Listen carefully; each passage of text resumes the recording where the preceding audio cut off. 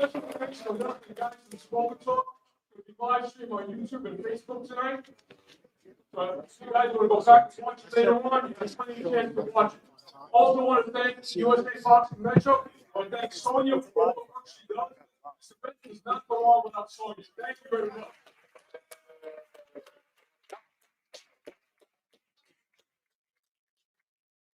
It's all about charity. Unless I You do it entertain by great young fighters. and you guys jump Thanks in for and coming. start talking. Because right now, if you look at Bringing out camera, the people are watching this right now. It's all right. Fight. Yeah, it's gonna take me time to adjust. I gotta pitch it. You gotta have to sit here, talk. You'll see Damiano again a little later on. He's the main event. I know for a fact. Yeah. Looking pretty good, man. Come on, let me hear it from Damiano. Come on. That's about all the applause he's getting. Good evening, everybody, and welcome. Welcome to O'Connell Gardens, the home of Father Joseph O'Connell Council.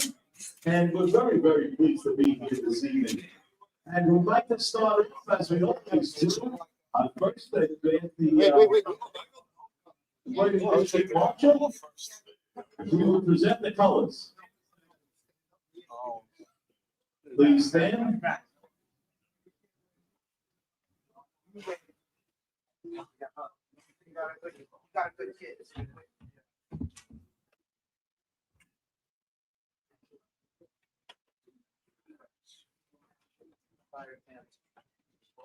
Please join with me as we all sing together our national anthem. Oh, say, can you see God's early light? What so proudly we hail at the twilight's last gleaming, whose broad stripes and bright stars through the perilous fight. O'er the ramparts we watch, work so gallantly streaming, and the rockets red away, the birds sing in air, getting through the night, that flag was still there. Oh, say does that star-spangled banner yet wave o'er the land of the free and the home of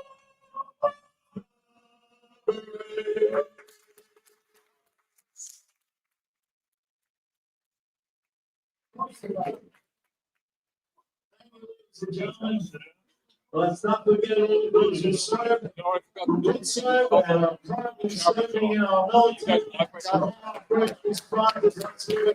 People that are serving us. If you want to mention it, we're raising money for veteran suicide hotline. We're almost ready to begin with our first bout. We know this is, these bouts are under the auspices of USA Boxing, the amateur boxing corporation. Yeah, corporation. They probably are. They are in charge of amateur boxing here in the United States, and we have USA Boxing Metro here in New York City in the metropolitan area. And we are very pleased that in the house, Sonia Lamanakis, who is a world class, she was the champion, world champion boxer, women boxer. She is in the Women's Hall of Fame. That's here for Sonia. And what we bring back, she was the vice president of USA Boxing Metro. Andy, you ready? Andy is ready right now to get our first bout going. So how about it? You want to see some good boxing tonight? I think we've got some good boxing on here. So Andy, if you're ready, call them up.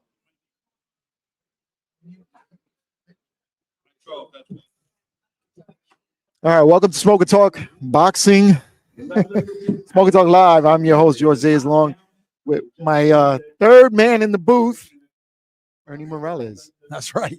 I know you only see two of us here, but we're going to have our partner, Dave Sieves, join us shortly, right after bout number 3. Right, exactly. He's got a fighter in this game, so he's going to be up there. But let's just go with some of the charities that this is sponsoring. The Knights of Columbus is the Veteran Suicide Hotline, Special Olympics, and Nassau County, New York State Knights of Columbus charities. Some of the sponsors are Spectrum CFO Advisors. They're part-time CFO services. Your business taking your business to the next level. All right, so we're going to go into the first bout. Oh, look. So the first bout's going to be Jason Romero from Pro Fit Boxing and Kevin Torres from Hill Street Boxing. In the red corner, wearing the red and white trunks, please welcome Jason Romero.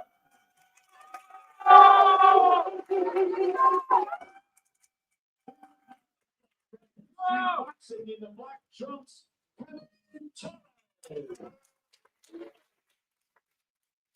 it's a 3 2-minute rounds.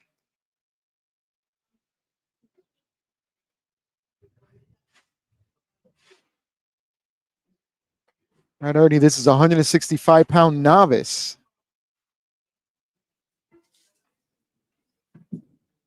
Torres versus Romero. Yes, sir. Let's go, Jack. Great start. They're coming out. Romero in the red. Torres in the blue. Nice left check hook by Torres. Torres, yeah. Good Oh. body shot there by Torres. Yeah, Torres is a nice counterpuncher.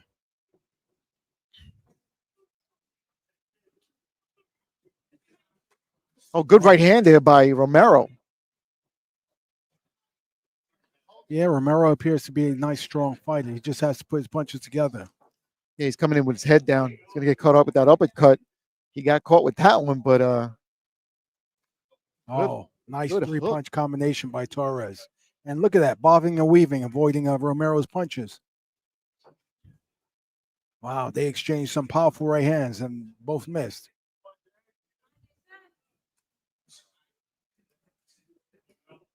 Nice one, too, by Torres.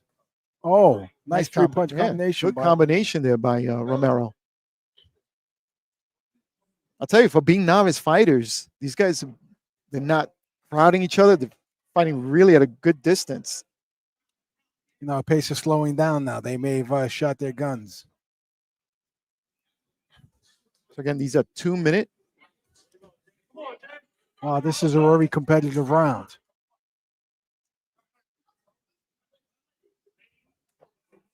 Oh, nice left hand again there by Romero. Torres, rather. That's Romero who's moving forward.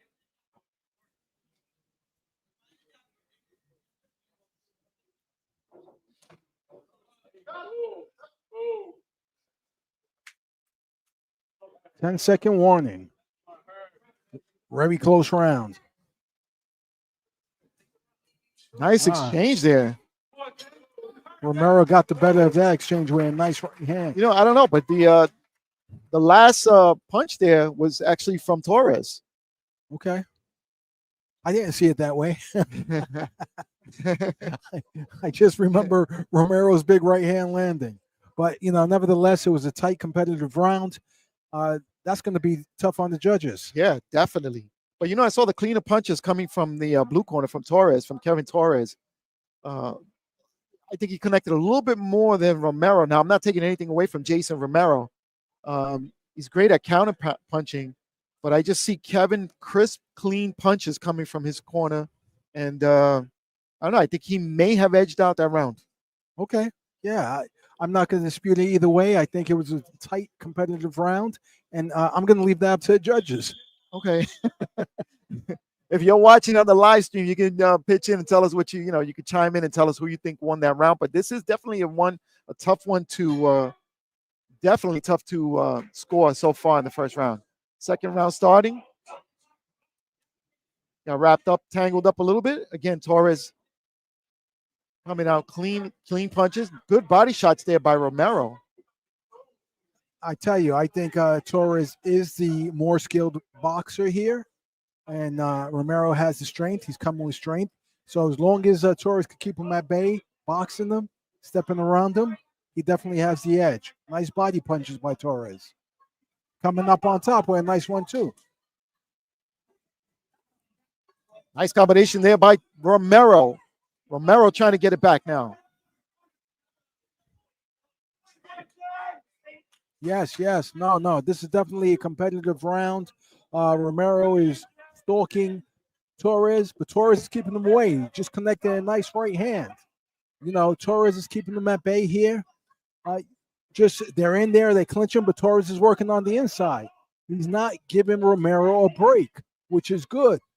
He's avoiding punches and he's countering. They're embracing right now, but working their hands. Let's see who gets off first. Romero 1-2, but Torres avoided those punches. Oh, Torres is working nice jabs, not working the inside. He's pivoting around Romero. So, this is a close round, but Torres is definitely outclassed them this whole round. Nice 2 jabs, 3 jabs, 4 jabs, 4 connected jabs. Torres is definitely outboxing Romero this round. And here's where you're seeing the skill set separate the two boxers. And the footwork is here what's important, Ernie, because I see, Torres moves around Romero and just moves out of the way like there. He slipped him right there. And he's in punching range every time. Good left hand there that connects right at the 10-second warning. Romero trying to go forward, trying to get it back. No, this is a much easier round to score. Torres clearly won this round big. Excellent competitive round by the two athletes. Romero showing the big heart, still moving forward. But I tell you that Torres definitely outboxed him and showed his skill, just moving laterally around Romero as he kept coming forward.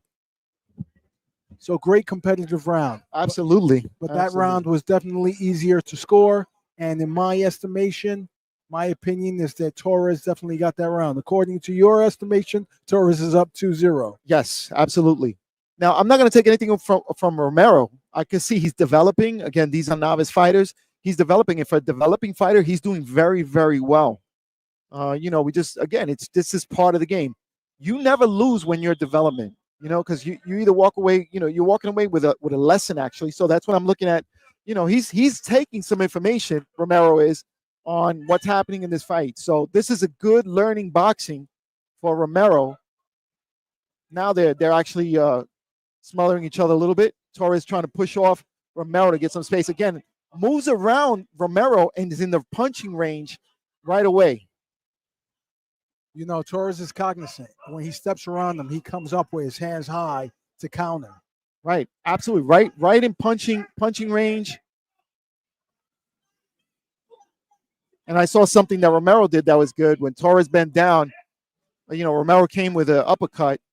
So he's got the fundamentals. He definitely has the fundamentals. I know exactly how they're feeling right here. It's the last round.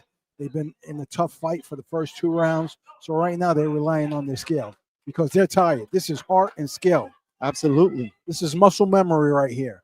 Absolutely. And, Romero is leaning in on Torres. But Torres is creating some room and punching. There he goes, right to the body. Not forgetting, he's going up and down. He's working levels here. Well, again, he's doing what he's learned in the gym, which is good. So you see him developing and doing that, and that's the signs of a good fighter. Definitely creating space and countering Romero every time he punches and misses. And you can see, definitely Romero's a little tired. Yep. Swinging again, slips. Torres slips, comes out of the other side in punching range. Here comes an 8 count. Yep. And deservingly so, because as you stated, Romero slowing down. Torres picked up on that and capitalized with a clean, crisp 1-2. Here we go, resuming the action. And Torres right on top of him again. 3 clean, 4, 5 clean, 6 clean punches. Romero coming back with some body shots as well. Again, there goes Torres, just moving around and in the punching position at all times. Excellent fight. I tell you, man, for novice fight, these guys did a great job. Great show, man. No, it was definitely Great a highly competitive first bout, as you stated. But in this instance, I see Torres outclassing Romero just because of the footwork. That was the difference, right? But hey, my hat's off to Romero. He showed up. He fought with all of his heart, and it was a competitive fight. They're both winners as far as I'm concerned. All right, so shout out to their gyms, to ProFit Boxing for Jason Romero and Hill Street Boxing. They got a nice hand from the crowd on this opening bout tonight. Definitely. They both earned that. They earned a standing ovation as far as I'm concerned. That was a great opening bout. Absolutely. And if you want to see the fight card and who's up next and all the order of the fights, there's 10 bouts tonight. That was the first one. So we got 9 more bouts. Just jump on over to the IG. Go to IG, Instagram. You'll see the fight card, or on Facebook. All right, we're going to wait for the official announcement. How about a hand for our boxers?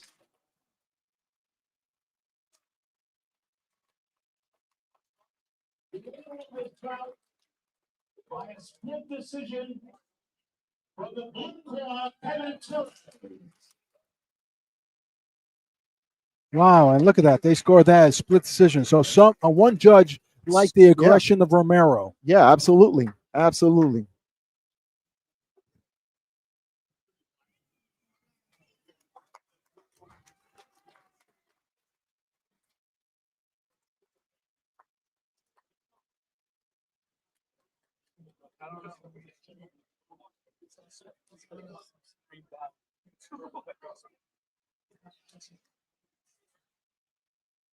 All right, so that's the first bout. We got 9 more bouts. I'm excited about tonight, man. So we're coming up onto 154 open. So the level of boxing is going to be a little bit better, although this was a really good fight, man. I was really happy to see these guys as novice fighters coming in there doing their thing. Yeah, next we got Pedro Colado from Freeport, PAL versus Fabian Cordo from Vargas Boxing. Yeah, out in Long Island. And this is a junior middleweight, right? 154 open. 154, yep. Yeah, so these are skilled fighters. You're going to see a little more skill set here. And these are 3-minute rounds, by the way, coming up. Not the 2-minute that we just saw. Although it did feel like 3 minutes. The other one felt like 3 minutes. I don't know. It was definitely competitive and entertaining, so the bout went fast. All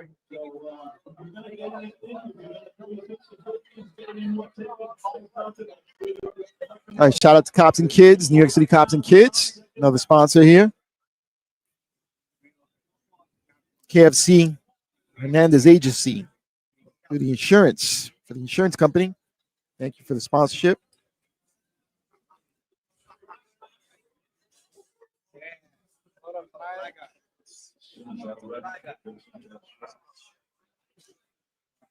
All right, so we're just getting ready to announce it. Joe's just getting together to announce the next bout.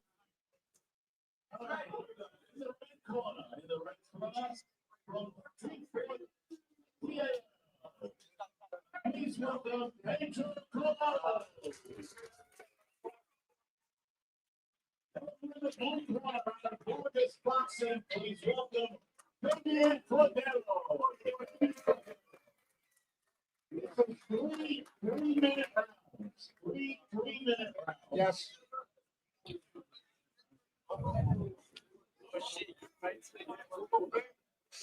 So Vargas Boxing in the blue corner, we know him.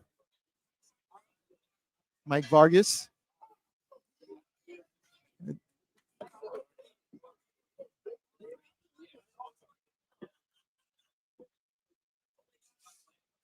Cordo versus Colado. As you can see, they're not starting as fast. They're looking at each other. Cordo just threw a nice 2-punch combination. But these are composed boxers. They're looking at each other. They're looking for opportunities and openings. Nice jabs. Wow. Cordo has a nice, strong left hook.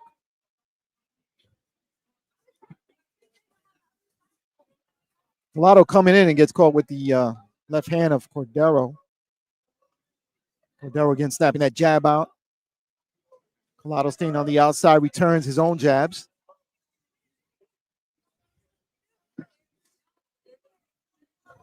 And as Cordero came in, Colado caught him with that quick jab. They tie up. Now they being warned by the referee for holding. Oh, Cordero, nice 2 jabs. Yeah, Colado met him with a nice jab coming in. Colado in the red with the red gloves, just in case you're watching at home. It is a little confusing. You got Colado and Cordero. Colado with the red. Oh, yeah. Look at that. Cordero just hit him with a nice 3-punch combination. You know what I like about Colado Styles? He's short, stocky boxer. Nice counterpuncher. Look at that. Definitely knows what he's doing here. He's blocking, countering. I think Cordero's. I think he's setting the pace of the fight. I think. You know, Colado's fighting. He's boxing. He's keeping his distance. He's fighting tall, 1-2s, and moving. There he goes. Look at that. Colado taking advantage. Nice 4-punch combination.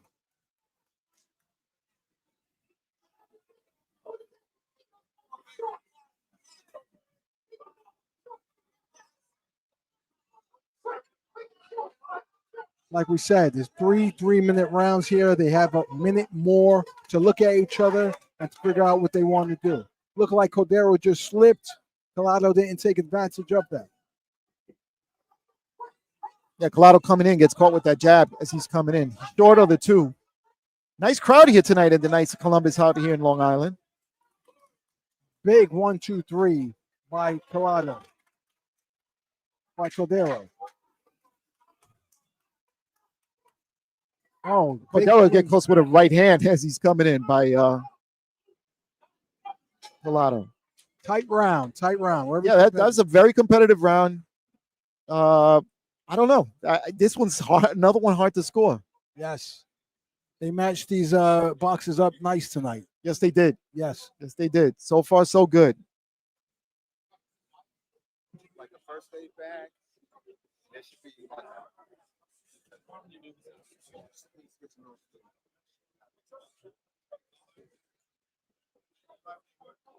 well, you know, that was a really competitive round. They took their time figuring each other out.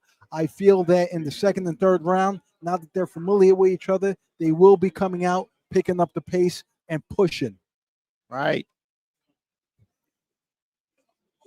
You know, they're receiving instructions in their corners right now. And I tell you, the trainer out of Freeport, PAL, good trainer, had a couple of pros. So you understand. Yeah, Mike Vargas. Right. So you understand where Pedro Colado gets his instruction and skill set from. Here they go, round 2. Cordero. Yeah, Mike Vargas is with Cordero, Right. the blue corner. Yes.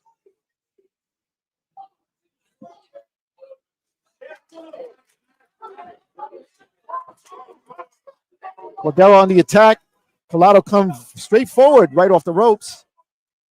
He get tied up as the referee tries to split him up.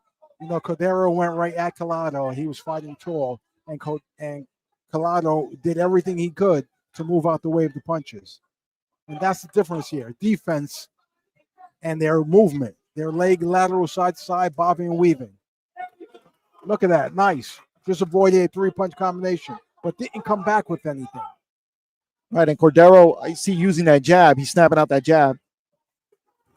Nice hook there by Cordero, but gets caught by Colado with a nice hook of his own.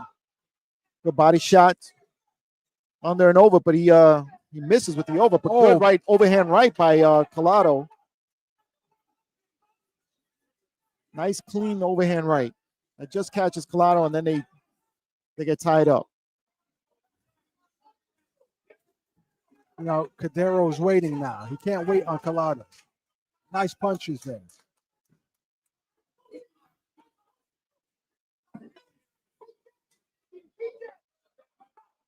Colado tried to shoe shine him, didn't land anything clean. Still waiting. So, you know, Colado's trying to see what Cordero is going to punch and counter him. And I think that that's the wrong approach. He has to at least stay busy with that jab. Right. So the difference here in the second round is that Colado has sped up a little bit. And it seems like you said, like Cordero's just waiting on him. Right, he's waiting to counter him. He wants to counter off of his mistakes. He's been successful so far. I just think he could be a little busier. There he goes. Nice body shot. And Frank Pena, the referee, warns him. He was calling a break, and then he took advantage and got a body shot in. You know, Cordero just went in with a right uppercut. Yes, he did. As Colado came in. Yes, absolutely. Especially where a left hooker like Colado. Again, these guys are tangled up. Colado trying to shoe shine, not working this time again. And again, Frank Pena is trying to break them up. Nice right hand there by Cordero, rather. Yeah, and he was met with a left hook by Colado. Oh, it's getting ugly now. Good 2 rounds. Absolutely. Another tough round. All right, yeah. You know what? I think it's going to come down to this round, Ernie, third round. Yeah, and for the judges they're judging, you know, I'm going to tell you, it's a matter of what you like in this fight, right? Is it the aggression of Colado or the side-to-side movement of Cordero, right? All about what you like, styles here, because this is a highly competitive match. Yes, it is. Absolutely.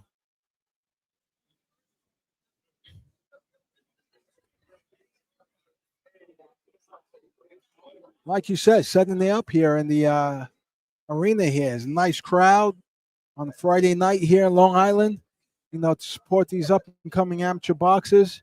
It's a great night. It's great opportunities for them as well to showcase their skill set. Absolutely. Yeah, definitely a nice crowd, man. They're a great host here, the Knights of Columbus. So this is bout number 2, and this is the third and final round.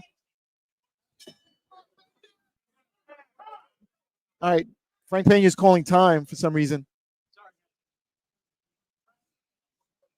Getting warnings, I think, about the holding. Right, the holding and the hitting on the brakes. Right. You know, it got a little wild on that third round. So now let's see what the adjustments made, because this is it. This is probably going to determine the fight right here. Yeah, and Colado is, you know, he's determined. He's being a lot more aggressive than he was in the first 2 rounds. Oh, combination snaps the head back with a right hand. So he's staying more compact and throwing bombs. But there they go. They're holding again. So, you know, Frank Pena is getting frustrated. He just yelled at Colado. Colado, yep. Let go. Yep, yes, he did. Nice jabs there by Cordero. Trying to keep Colado on the outside, but it seems like he's waiting for Colado, and he wants to counter him, like you said. Nice lead left-right by Colado. Cordero's leaning in. He's not holding, but he's leaning in. He's being technical. He's trying to smother Colado. I don't know if that necessarily helps him because he's killing the clock, but let's see what Colado does. If Colado is landing cleaner punches and scoring just like that, and Cordero smothers him and doesn't do anything in return, he's not winning the round. Another good right hand, overhand right by Colado. Cordero now again smothering Colado on the ropes. And he's not doing anything to help his cause because up to now, Colado's landed the cleaner punches.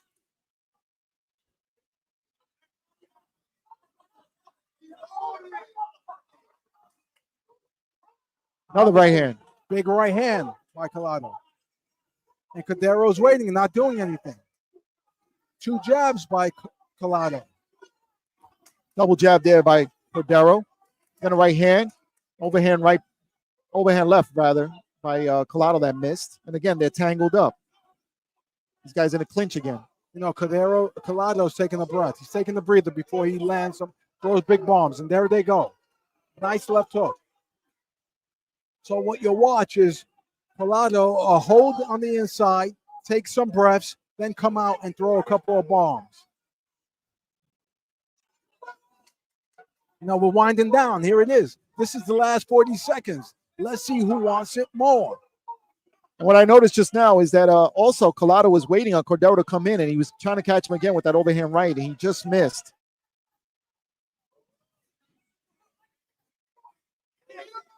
He's relying a lot on that overhand right, but he is scoring with it when he does catch Cordo. Yeah, Colado's definitely landed the cleaner punches in this round.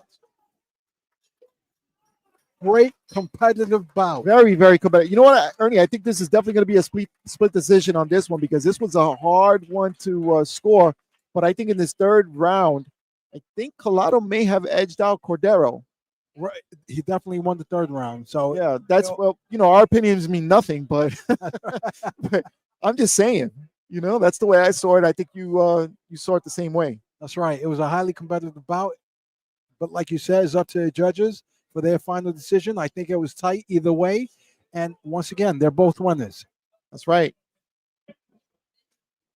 And this was the 154 Open Fighters. And we're here in the Knights of Columbus out in Long Island.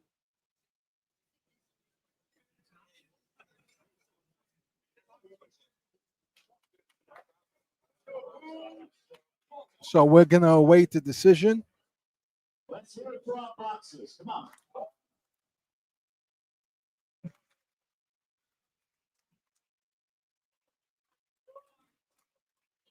Winner of this bout by a unanimous decision from the red corner.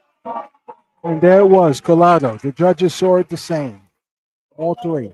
And, let me tell you something. Cordero fought a great fight here. But like I said, to his detriment, he was smothering himself, wasn't fighting taut at the end. Right. He actually fought Colado's fight. He was letting him rest on the inside and then just create space and lead with bombs. So congratulations to both of them. Excellent job. Great bout. Love seeing the competition here. Love seeing the competitive, but most importantly, the sportsmanship after the bout. Absolutely. Now, we have a special bout coming up now, and and here's why. Yeah, we have. You tell him, Ernie. You know why? Wow, Mike Lyons coming up in third bout. Okay, so the reason why I say that is not so much because of Mike Lyons, is because Dave Seaves, the trainer, right? So he's normally on the air with us. But this is a fighter, a broadcast partner. Yeah, this is his fighter, right? Who he's been working with, he's been traveling with. Spending a lot of time. Yes, on this young man. Yes, he loves him like a son. So Dave's been putting a lot of hours and time into him, and we're excited to see what Mike is, what Mike has been doing. But you'll be able to see him tonight. So this is the third bout coming up. We don't want to take anything away from Jaden Harvey from Westbury Boxing. This is, again, 3 rounds, 3 minutes, 165. And these are young fighters. And then Mike Lyons from Cobbs and Kids. This is youth.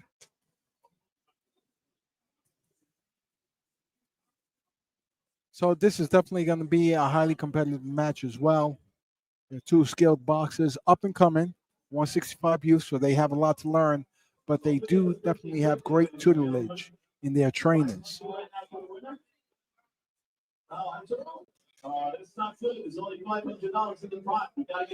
So the last bout, we had a very highly competitive bout in last bout, but it was Pedro Colado won a unanimous decision. Unanimous decision. I thought it was going to be a split decision, but so Isaiah, just to answer your question, Pedro Colado from Freeport, PAL.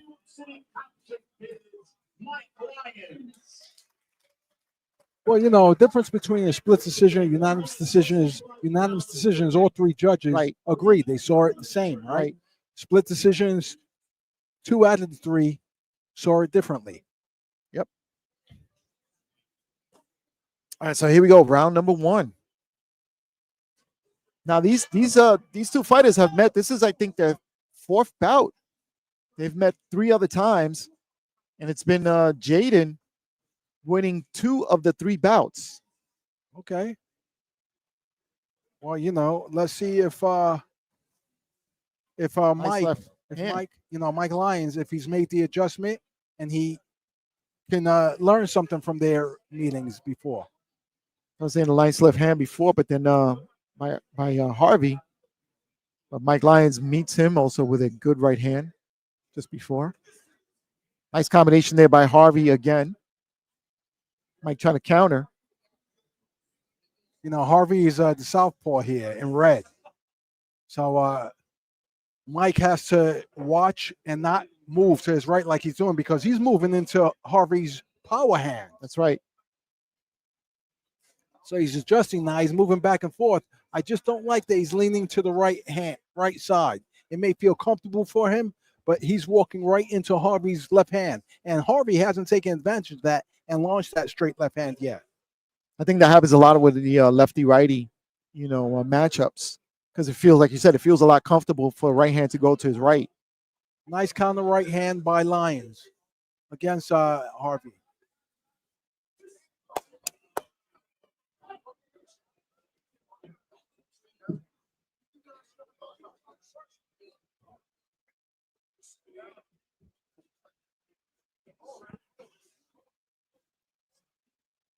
Okay, here we go. Lyons, nice right hand by Lyons. They're slow here. They're trying to figure each other out. They're familiar because they've been in the ring several times with one another together. So they're familiar.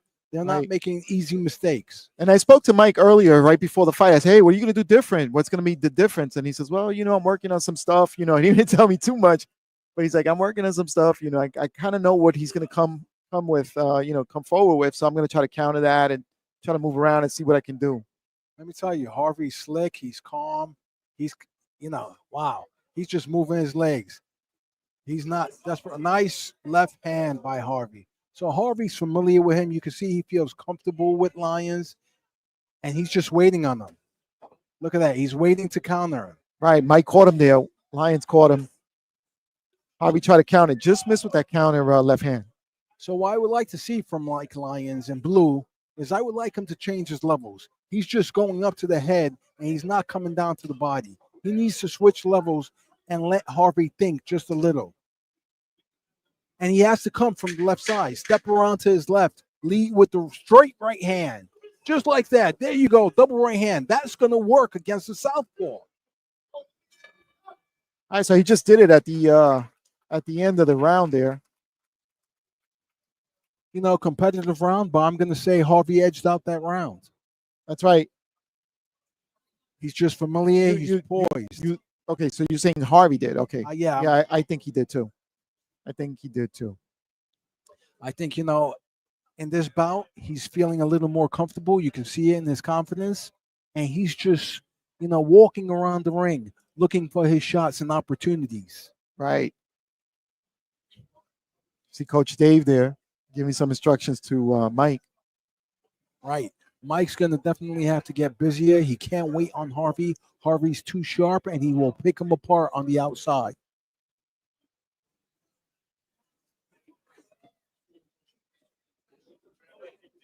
Nevertheless, it was a competitive first round.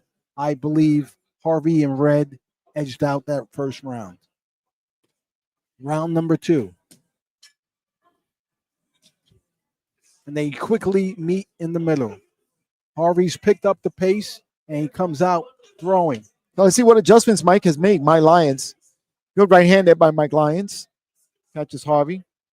Seems like he picked up the pace a little bit. Harvey with a left hand that misses. Harvey again trying to connect with that right hand. So, Mike Lyons in blue is being more aggressive here. The problem with his aggression is he's coming straight in. He needs to come in from angles. And Harvey's just waiting on him. And he's going to capitalize, yeah. Yes, he's going to capitalize. Yep, he's going to counter on that, and he's going to capitalize. And the pace is slowed down. Yep. You know, Harvey's going to wait and counter him all day long. Mike is being a little aggressive, like you said. Good slipping there by Lions in blue. Good right hand that catches Harvey. Right, and I like that. As soon as he landed, he stepped back out. But he has to step to the side. So he lands, steps to the side, and he has to give Harvey something different to look at. Nice 4-punch combination. You see how Harvey, without holding, just leans in and walks him back to give himself a breather. Right. You know, Lions has definitely made adjustments here. He's landing and capitalizing, and Harvey hasn't been able to counter him this round. Good right hand there by Mike Lions. Harvey just waiting. You see him cocked, ready to throw that left hand as Mike makes his way in. Slips out of Mike's aggression. Mike moving away from that left hand. You know, Mike has definitely picked it up this round. He shows he wants it a little more, and he's landing the cleaner punches here. Yeah, he looks better second round for sure. Nice uppercut there by Harvey. And for everybody watching at home, Mike Lions in blue, he did switch to southpaw. Okay, I don't know what he's doing there. He was distracted. Oh, it's his mouthpiece. He just lost his mouthpiece. That was the distraction. Right. So referee calls time. They're taking Mike Lions back to the blue corner to have his mouthpiece washed out and placed back into his mouth. Here we go. We're going to resume round 2.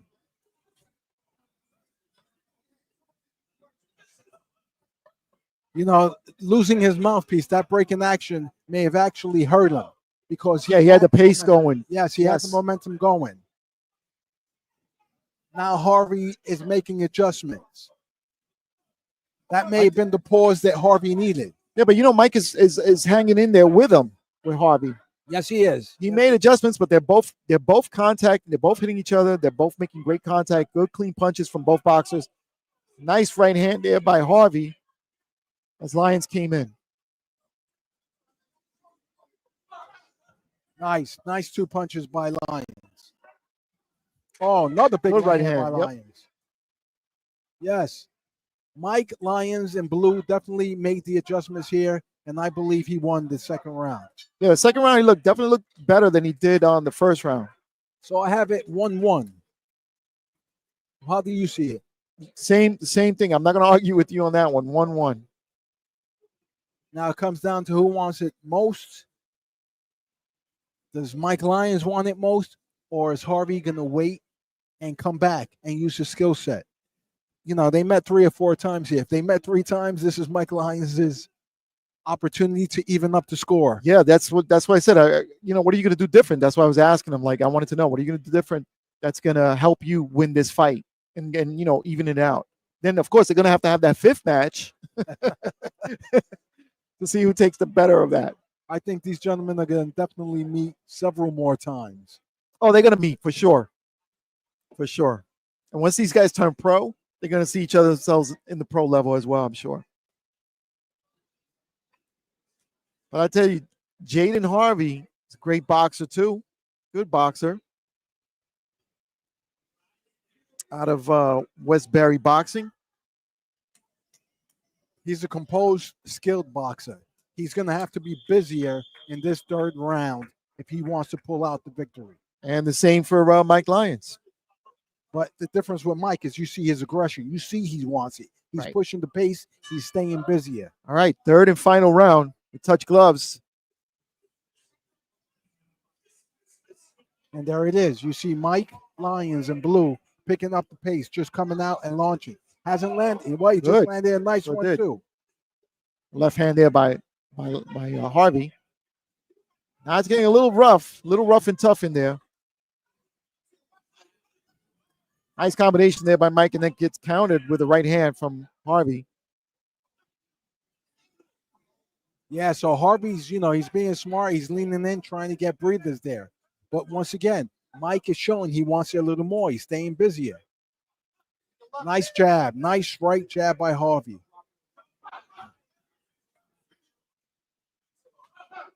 Another jab landed on Mike. So he's landed 2 clean jabs. Nothing back from Mike Lions. Good right hand there by Lions. It's countered with a left hand by Referee telling him not to spin around. Nice right hand. He has Harvey up against the rope, so he lets Harvey spin him around. Luckily, he did not get counted. He turned his back. I think he got thumbed in the eye. Now he's receiving a knee count. You cannot do that in the amateurs. Yeah, you turn around, that's an automatic 8 count. And you can see his right eye is bothering him. Yep. He may have gotten thumbed, but nevertheless, you have to keep fighting. You have to suck it up and keep fighting. That 8 count may hurt him. It's only considered 1 point. Oh, he just landed a nice clean right hand against Harvey. Another right hand. He has to stay on to him to make up for that 8 count.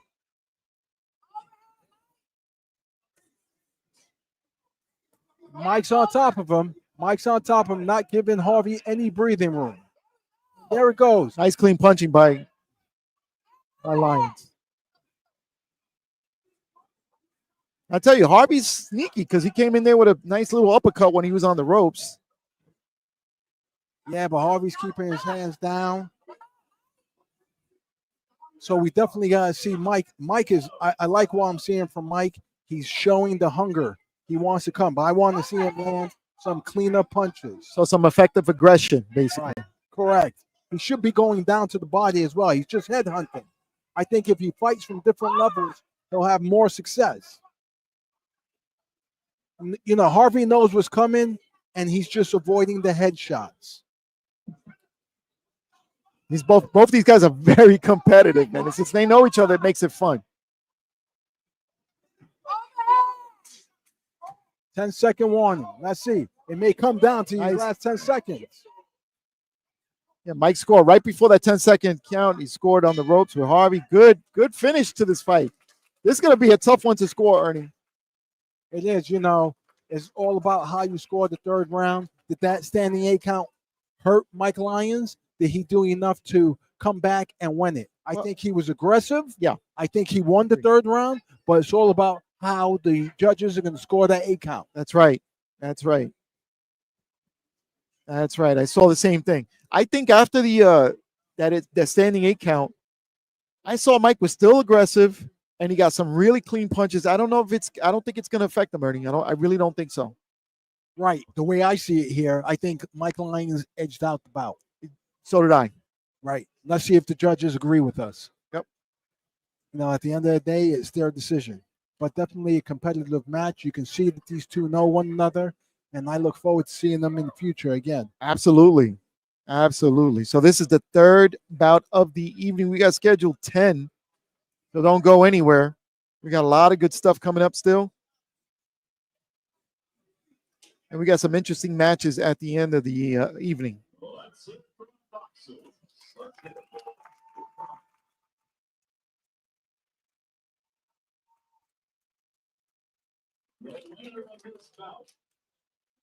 By unanimous decision from the red corner, Jimenez. Wow. Okay.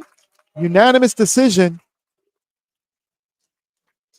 Highly competitive bout. You know, I think the 8 count came back and hurt Mike in the 3rd round. Yeah, I didn't see it unanimous, but well, that's how the judges saw it. Judges saw it that way, right? All right, but good competitive fight, and I'm sure these guys are going to see each other again. So now it's 4-1 for Harvey. All right, so 4th bout coming up. And we're going to go to 176 open. So now we're moving up in weight class. Yeah, so the next bout is going to be Reese Mistretta from Freeport, PAL versus Rodney Phoenix from Harlem House of Champs. Harlem House of Champs. And as you said, this is 176 open. Yep, 176 open. So, you know, these are skilled fighters, bigger fighters, bigger punches, yeah. And these guys look fast. They look very fit. They look very fast. They are experienced. They look experienced and they are experienced. Right. So we're going to have 3 3-minute rounds here. We're going to see what Reese Mistretta and Ronnie Phoenix have to show us tonight?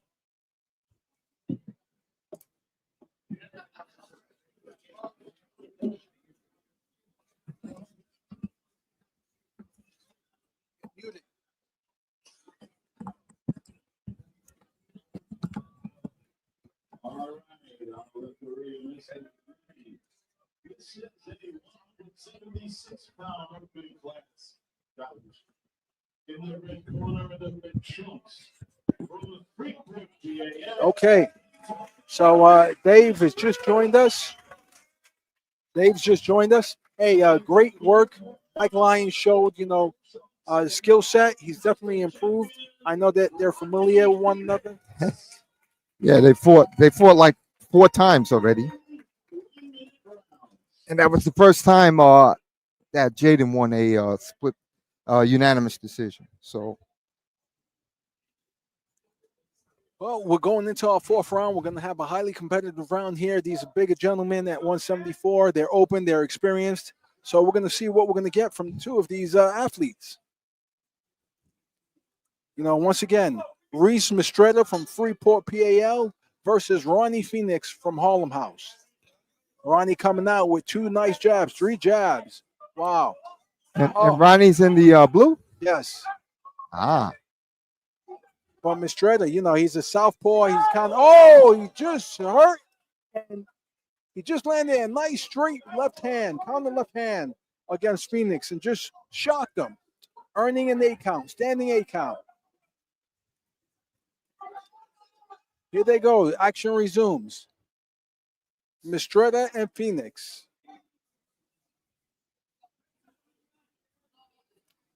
So Mistretta is the southpaw with the red gloves. And tons of tattoos. Yes. Big punches. Mistretta is landing the bigger punches here. Oh, he's throwing them hard. He's throwing some real intention. Phoenix just got warned. Watch throwing punches behind the head.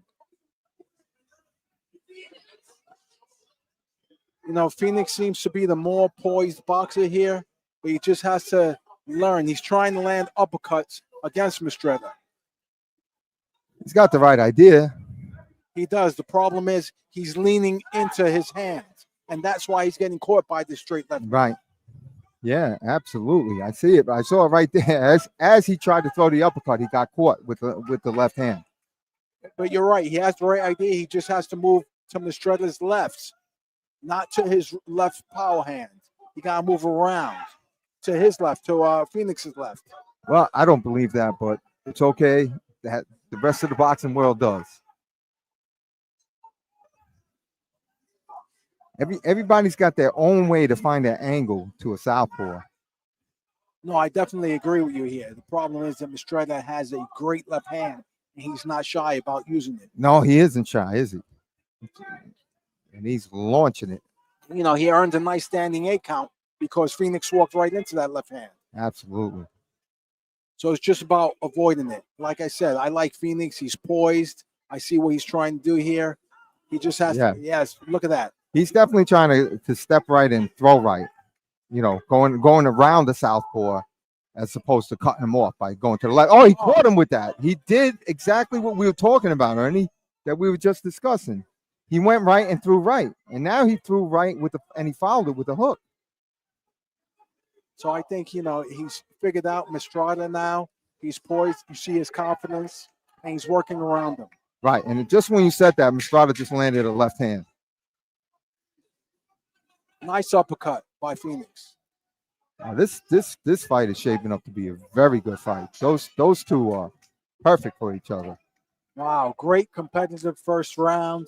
Who wins that first round? You got to go with the 8 count, right? I got to go with the 8 count. You got to go with the 8 count. Because it was a close competitive round. The only thing that separated them was the 8 count. That's I couldn't have put it any better myself, even if I were you. Well, that's good. Let's see what happens in the second round. I'm going to give the edge to Phoenix.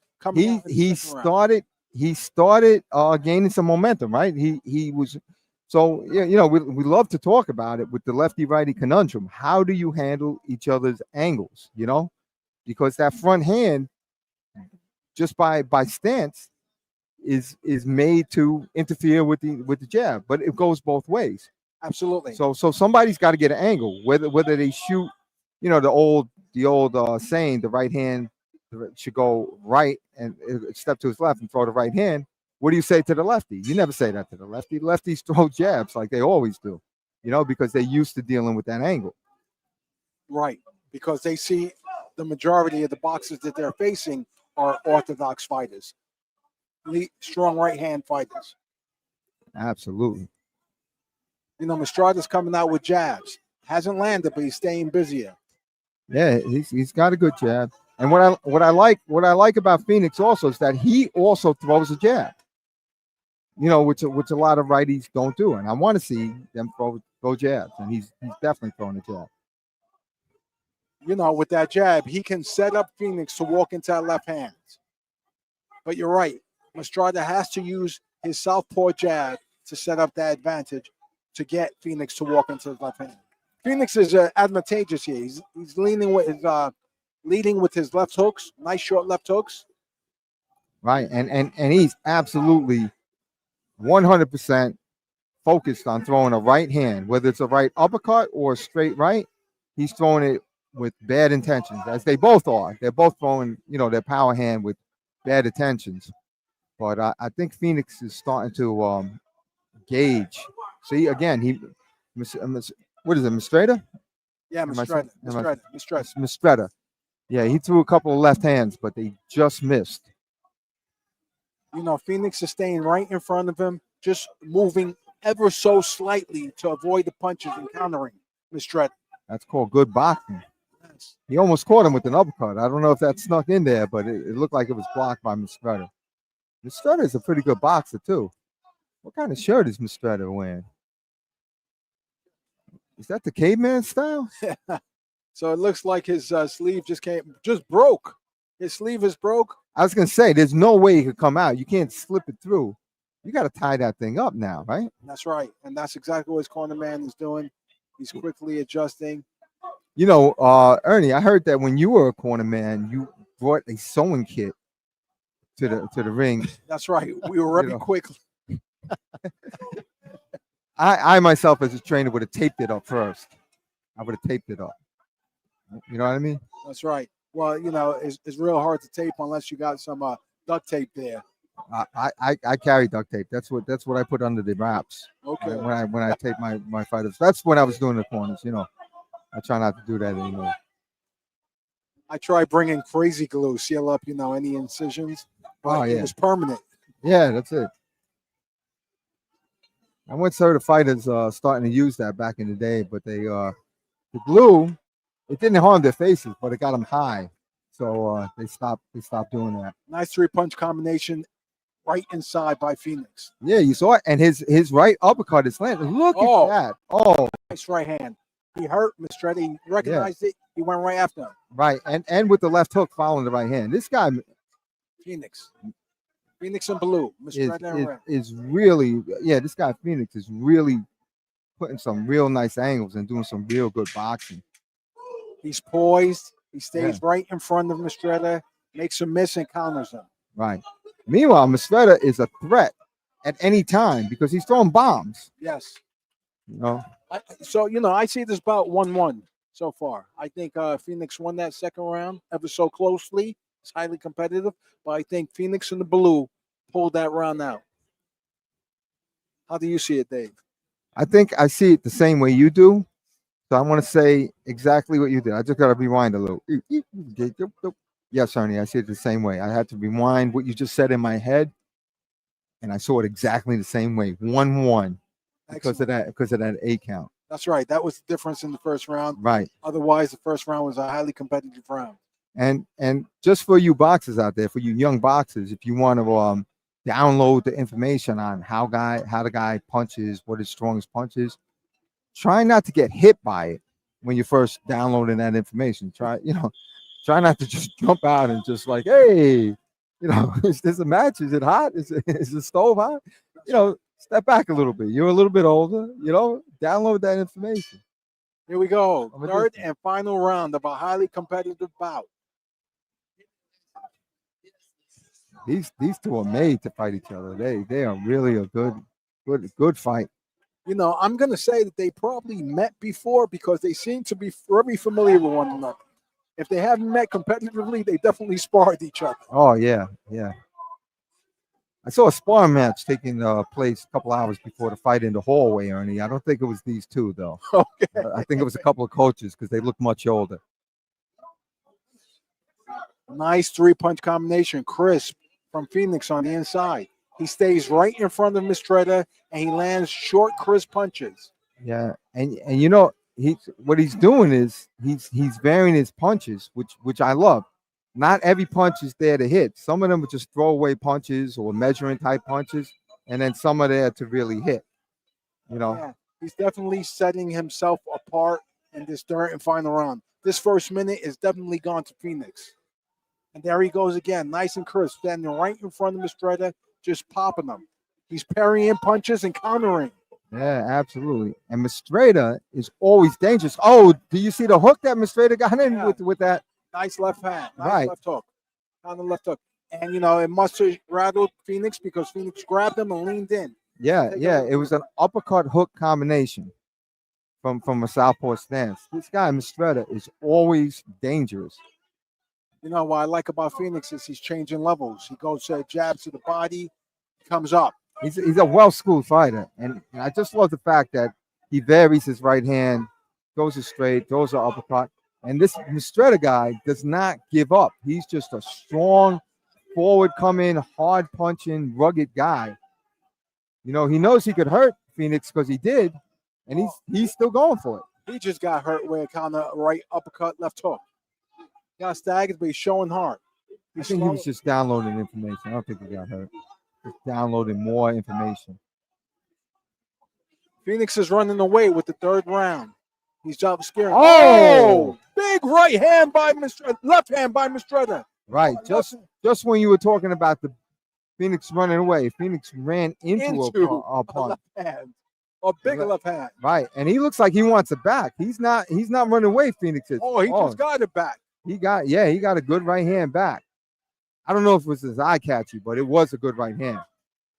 Oh, he just landed two nice, crisp shots, right, left, against Mistretta. Mistretta looks a little bit tired.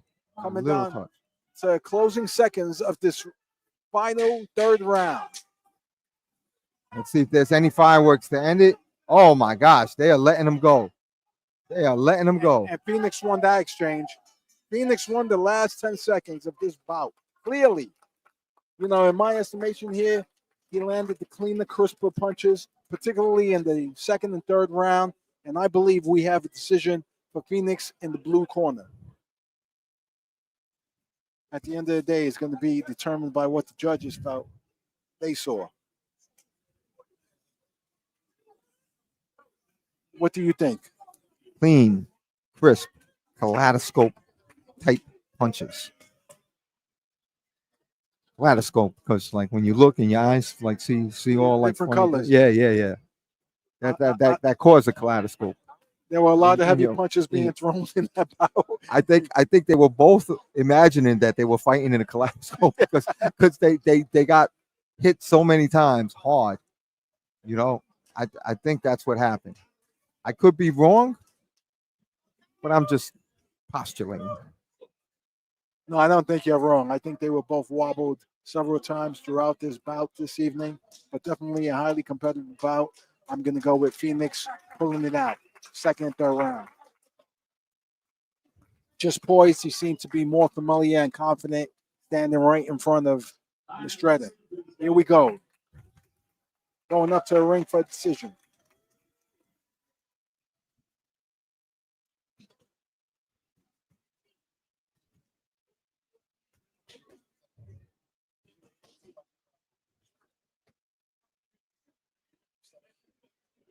All right, the winner of this bout by a split decision. Split decision. Wow.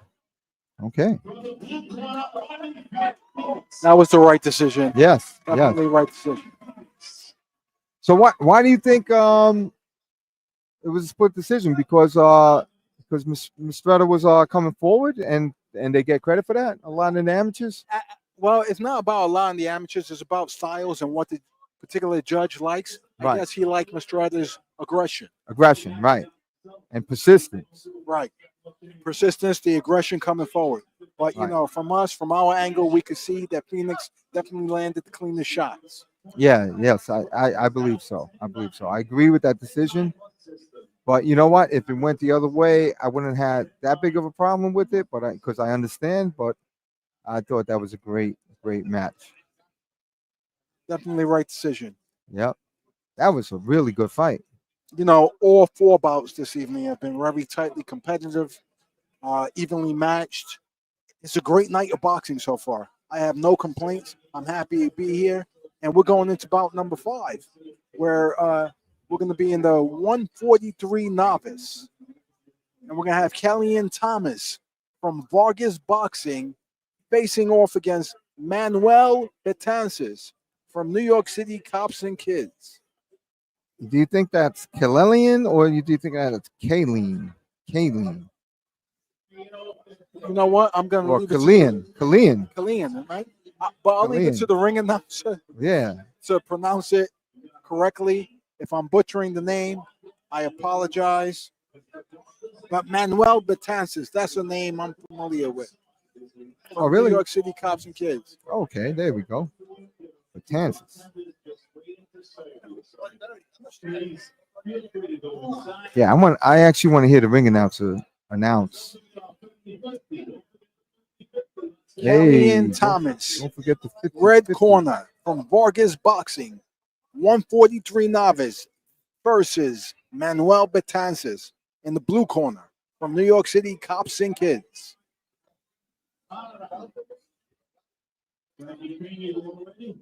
Referee Frankie Pena. I love me some Frankie Pena, man. He's a good dude. Colleen Thomas. Colleen Thomas. Colleen.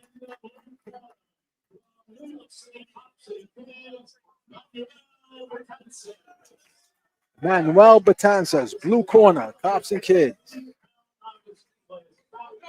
This is good because the outfits actually match the corners, Ernie. And how many times do we get that? Not often. Not often at all. So this should make it easier for us. It's going to be Thomas versus Betances. Betances in blue, Thomas in red. Here we go, round number 1. Oh, and Betances comes out with bombs. There goes Betances. Walking down. Oh, he just lands a nice left hand against Thomas. 2 orthodox fighters here, right-handed fighters. And Betances is chasing Thomas down. And we got a big time height disparity syndrome with Thomas with the reach advantage and Betances having to go in there, throwing hooking type shots, looping shots. Betances is going up and down. He's going to the body. He's going to the head.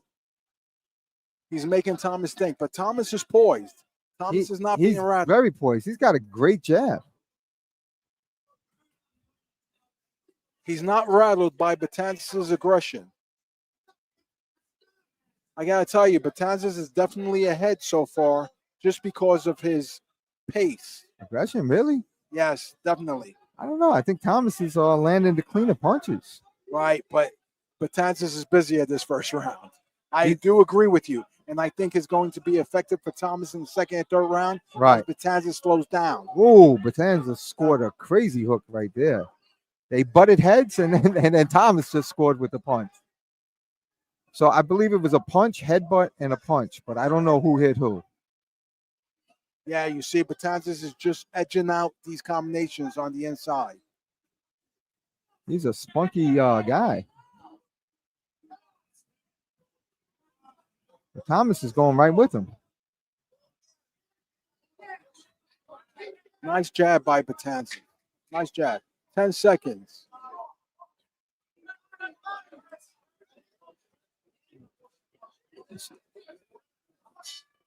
So close round, first round. yeah, I'm so gonna say Betances edged it out. I think so too. I think just with his aggression and his thing.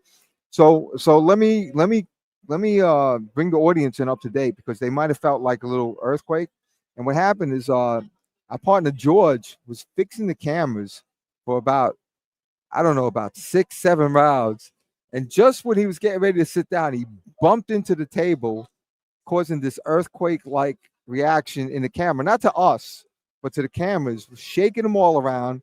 And it was during an exchange.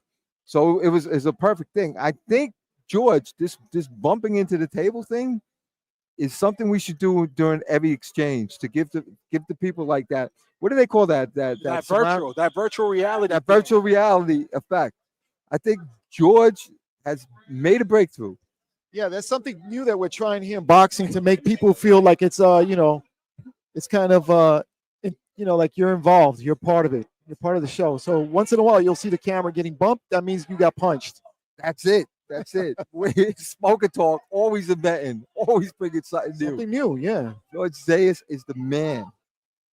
The man. No, I was just trying to get a better quality so people could enjoy it. So that's why, just trying to fix the cameras. You're the best, George.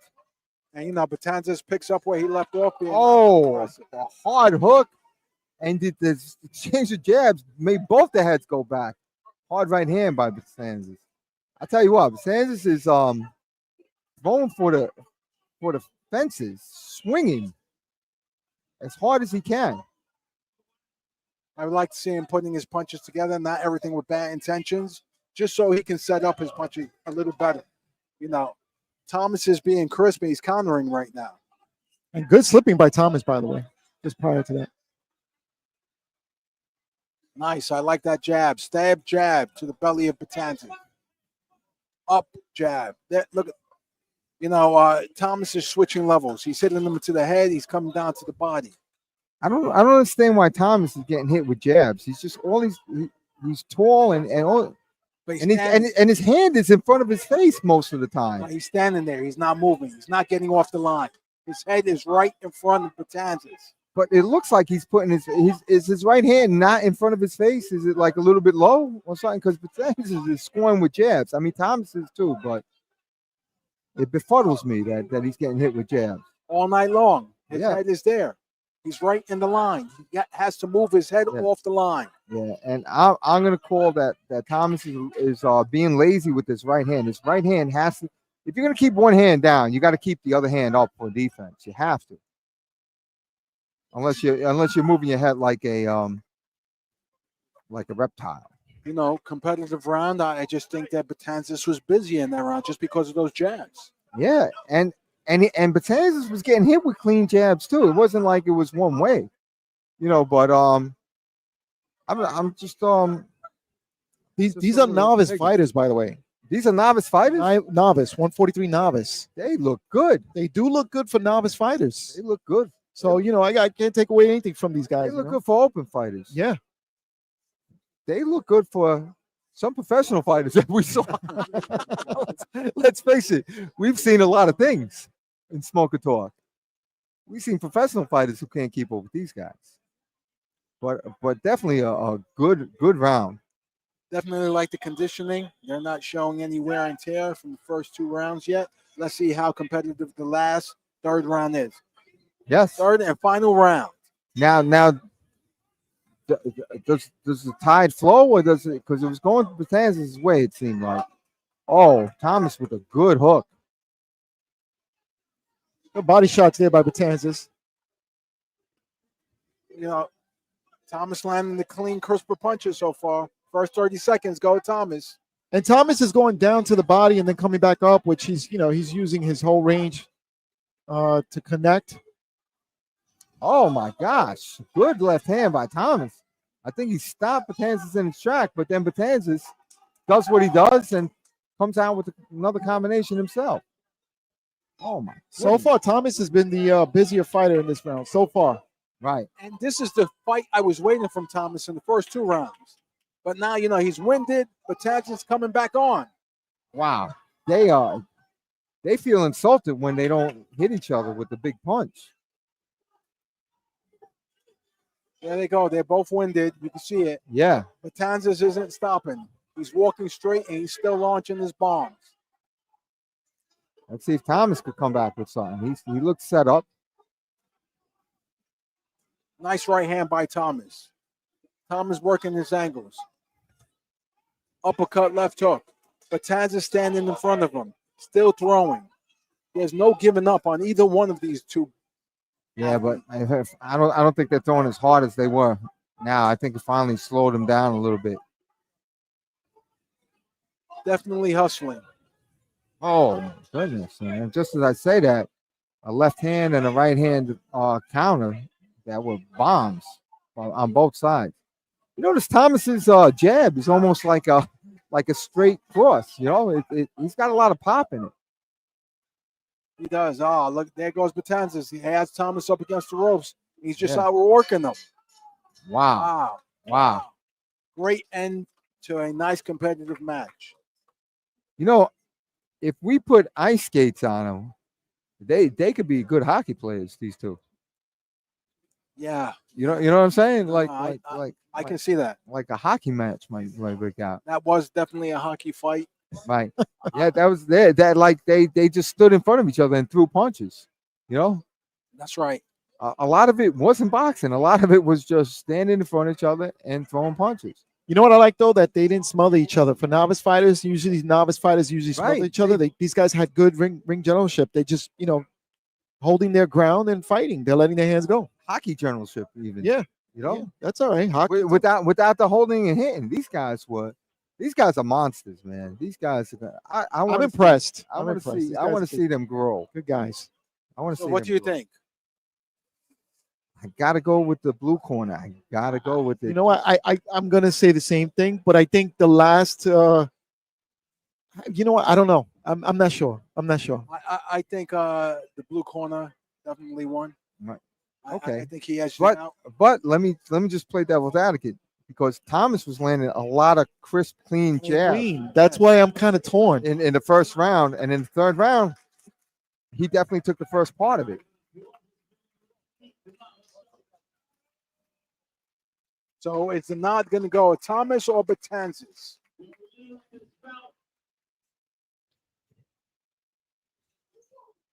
By a split decision. See, there that's you why go. I said split. Yeah. From the red corner. Oh, There you go. And even Thomas is surprised. Right, Thomas is surprised. Wow.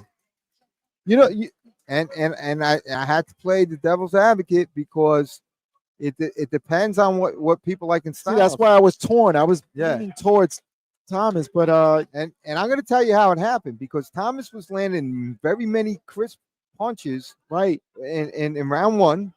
You know, Maybe not as many, but they were clean and they were crisp and they were, Yeah, they were clean, effective punches. And in round three, he took the first part of round three. You know, and if you get 2 out of 3 judges to feel that way about it, you can win. That being said, you know, I thought Manny won. Well, congratulations and good job on both of them. I mean, just for novice fighters, these guys did a good job. Bout number 6, 138 JOs coming up. And we have from Westbury Boxing Gym, Obed Orelis versus Lorenzo Bohedani. Bohedani. Out of the last round, Lorenzo Bohedani versus Obed Orelis. Oh my gosh, you guys are pulling out your Hold on. Spanish on No, me. I'm trying to look here, man. this is like a French name, African name. Yeah. Obed OB1, I'm gonna Elias. call him Obi. Obi Obi. Obi versus Lorenzo. That's Lorenzo bout number 6. Bujodani. And we apologize if we're chopping up your name, guys. We are trying to emphasize it and say it with style and charisma because we know you have that in you. That's right. OB in the red corner versus Lorenzo in the blue corner.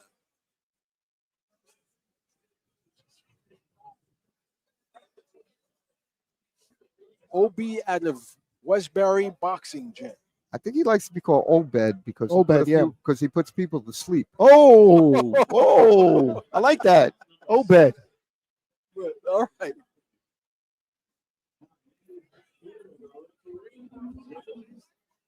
This is a 138-pound junior boxing match. In the red trunks from Pittsburgh Boxing, please welcome Orelis. Obed. Obed.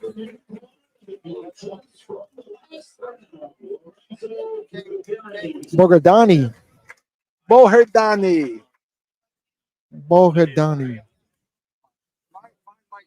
Obed and Lorenzo getting last minute instructions from the referee before the bout commences. So there's 138 pounds. Youth. Youth. Here we go. Round number 1. Obed throwing jabs up and down. Oh, just landed a nice 1-2 against Lorenzo.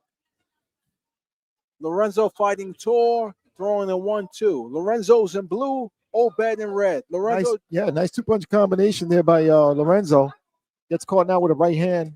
1-2 by Obed.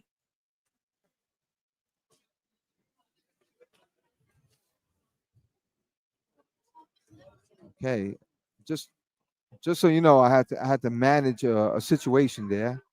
Some fighter didn't have a groin protector, and we had to find somebody to share. Luckily, they won't be sharing it in the same match, though. That's right. That's right. Yeah. So I got him to borrow one from somebody who already matched. All right, so Obed in the red, now pushing Lorenzo in blue. Lorenzo in the blue. Yep. Whoa. Nice right left hook combination from Lorenzo. Lamborghini. Borgani. Yes.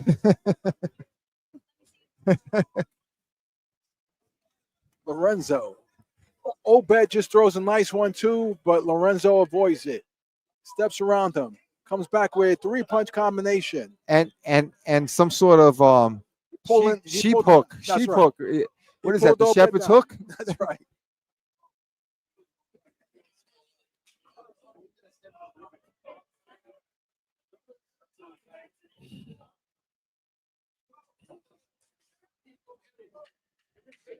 These two are very good at not getting hit. You know, Right. everybody else has been hitting each other, but these two are good at not getting hit. Nice competitive round. For youth, they learned how to avoid punches. Yes. Tough round to score. Depends what you like, once again. I like the shepherd's hook. You like the shepherd's hook. Okay, so I like shepherd's pie. yeah, shepherd's pie is pretty good. So, subliminally, you guys are leaning into the blue corner there. Exactly. I'm just hungry. I don't know. I'm feeling like mutton for some reason. Feeling like eating mutton chops. George is the hardest working guy in show business. He's fixing things up, and then he gave it a little bump, and he's got to do it all over again. I love this guy. He's the man. We're not having any seismic activity in the New York area. That's just George climbing up on the table. That's it. Fixing. And here comes Lorenzo, aggressively chasing Obed. Just avoided 4 shots. There they go. They're clinching. Not really doing anything on the inside. No, they definitely are not inside. Hey, oh, there's a pickup. Can't do that. All right, He's the gonna be shepherd's hook. warned. This guy's a straight MMA guy. That's why he used the shepherd's hook. He picked him up now. He's an MMA dude.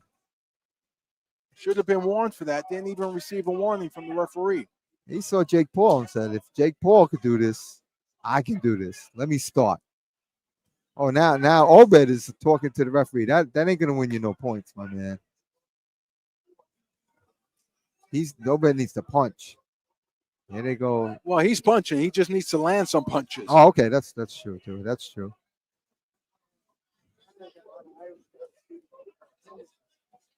Good right hand there by Oben. Yeah, he did. Lorenzo answered it, but these guys are not landing clean because of good defense, good head movement, good foot movement, good ring generalship. These guys can box. Lorenzo just won by referee for coming in with his head down. Ah, Kind of like Katie Taylor did against Amanda Serrano. yeah. He said if Katie Taylor could headbutt like that, why not? Why can't I? Nice right hand by Lorenzo. Caught Yeah. Obed coming in.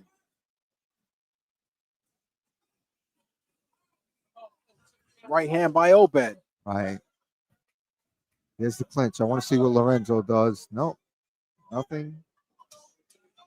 Lorenzo just landed a nice short right hand. And a Oh, left hook. And a left hook at the end for Lorenzo.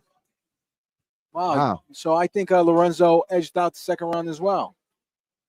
It's Okay. close. Closely competitive rounds here. Yeah. They definitely move well. They have good defense. This is it's a matter of foot and head movement and knowing where they're gonna punch and knowing where you're not gonna punch. Yeah, credit to the matchmaker this evening because he's definitely matched all of these bouts up perfectly. There's no one who's overmatched here.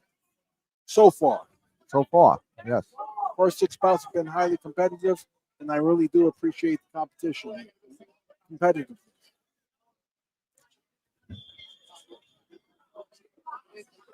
Judge, I think we better give up on that camera and just go with the tall one. Here we go, third and final round. Lorenzo versus Obed. Lorenzo's in blue and Obed's in red. Referee's calling for a break. Wow, referee got a little physical there. Referees lost control of this match. Don't blame the athletes. They're in the heat of the moment. They are in the heat, and Obed landed another good right. I said he had landed a good right, and as I was saying that, he landed another good right. Obed is seeing red. Yes. Obed has woken up. Nice counter left. Oh, Obed just good landed right hand. a nice right hand that almost put Lorenzo to bed. But Lorenzo, I think it woke Lorenzo up. Look at Lorenzo coming back, though. Nice 2 jabs by Lorenzo. Obed's countering, landing that right hand effectively this last round. Nice right hand by Lorenzo. And Lorenzo did a good job of slipping another big right hand. I think he's got it. Timed now. Yeah, he got hit with it like 3 times and said, "That's it." Lorenzo trying to shoe shine Obed while Obed's holding up. Yeah. Getting warned again for leaning in with his head. Lorenzo in blue. Oh, and Obed scored with another right hand. Lorenzo came right back. Yeah.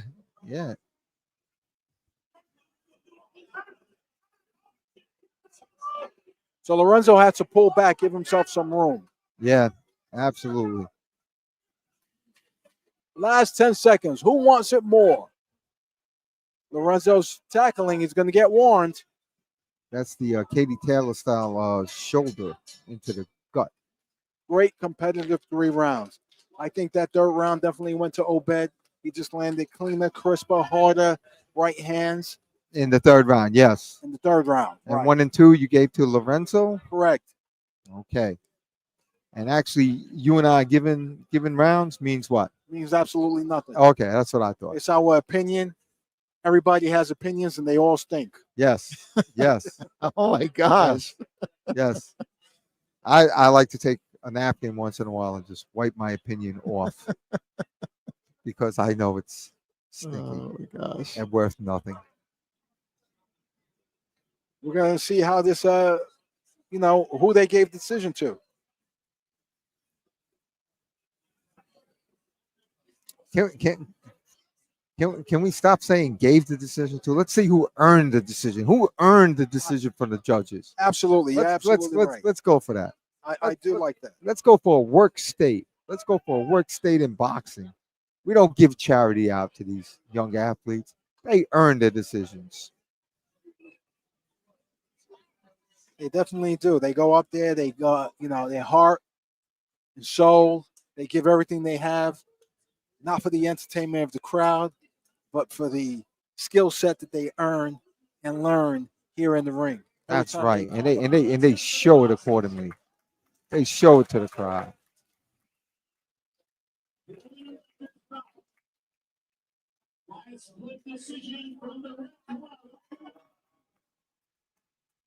Okay. Well, all right. I guess Okay. that third round was bigger than we thought. Well, the third round definitely went to Obed.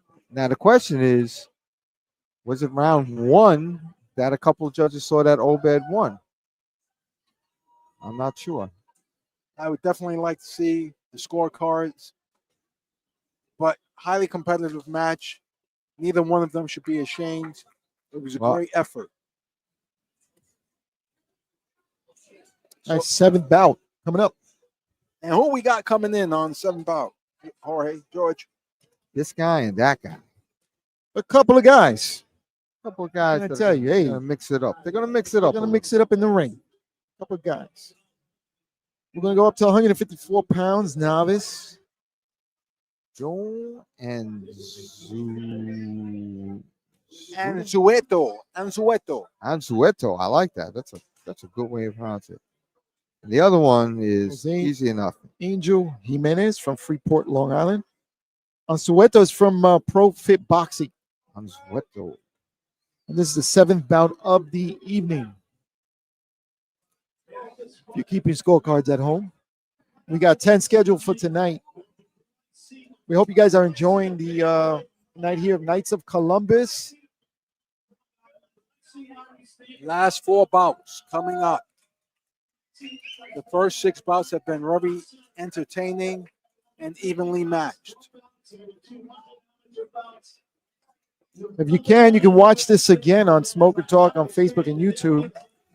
That first bout was really entertaining. Absolutely. A couple of novice guys, and they really did a great job in that first bout.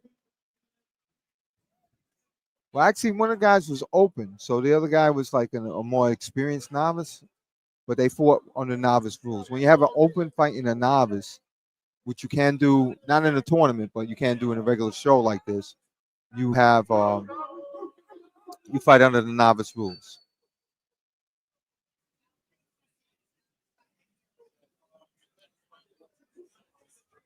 And we're going back into the time. I see an older gentleman there, all wrapped up in boxing shorts, hand wraps. We have a Masters bout tonight. Yes, we do. It's the Battle of the Ages. The Battle of the Ages. That's gonna be fun. Don't want to miss that one. I heard it might be the Grandpa Rumble, for all I know.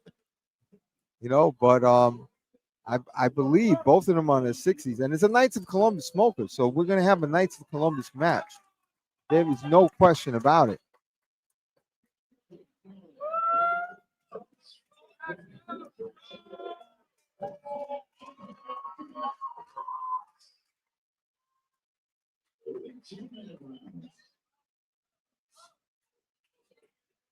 Three 2-minute rounds in our next bout, the 7th bout. Anzueto versus. Well, he don't even want to go back to his corner. He don't want to go. That's Joe Anzueto. They tried to pull him back, but he was still coming forward. He don't know but one way. Anzueto's in the red though. Yeah, he kept coming out of his corner. Jimenez is in the blue corner. That's referee Ernesto Rodriguez. Yep. Oh, now it's the other way around. Now you have Jimenez, Jose coming forward. Jimenez in blue. Oh, he just walked into a punch. Jose Jimenez did. He walked into a couple.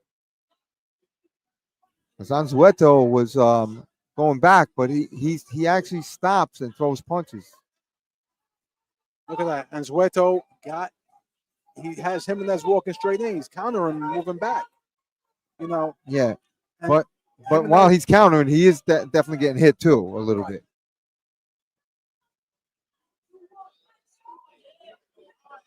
Nice clean punches by Anzueto from Pro Fit Boxing.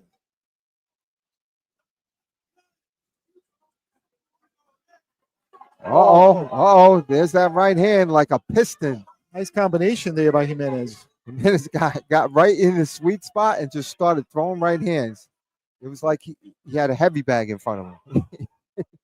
You find that sweet spot and you throw that right hand over and over again. And he landed three straight right hands.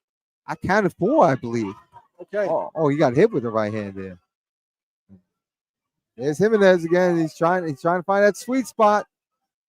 That right location for him to throw his right hand. And referee Ernesto said something. Time. Then he said time. Then he's yelling at somebody. Checking on Jimenez's blood. Oh, we're mixing blood here. Yeah, I don't think that. No, he didn't mix blood. He used the other side. I don't know what was going on there, but Rock'em, sock'em, robots.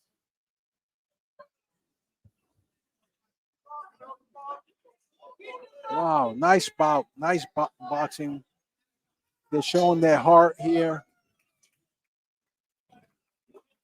Aggression. Wow. Competitive first round between Jimenez and Anzueto. who did you give that round to? No, it's tough. They were both throwing. They were both landing. I saw Anzueto, being getting the better punching in that first round. That's the way I saw it. But what happened when Jimenez found his sweet spot and started landing those right hands? Yeah, he did. You think that's not enough to take the round? I don't know, man. It's tough. Usually I would give it to the guy who isn't bleeding, but in this case, they were both bleeding. Yeah. Right. And their blood is mixed. They are forever brothers now. Blood brothers. Blood brothers. They're boxing brothers too. Thanks to Ernesto who took the doctor's rag, and I saw the doctor throw that rag out, by the way. if they get wiped off again, it'll be with a different rag. Round number 2.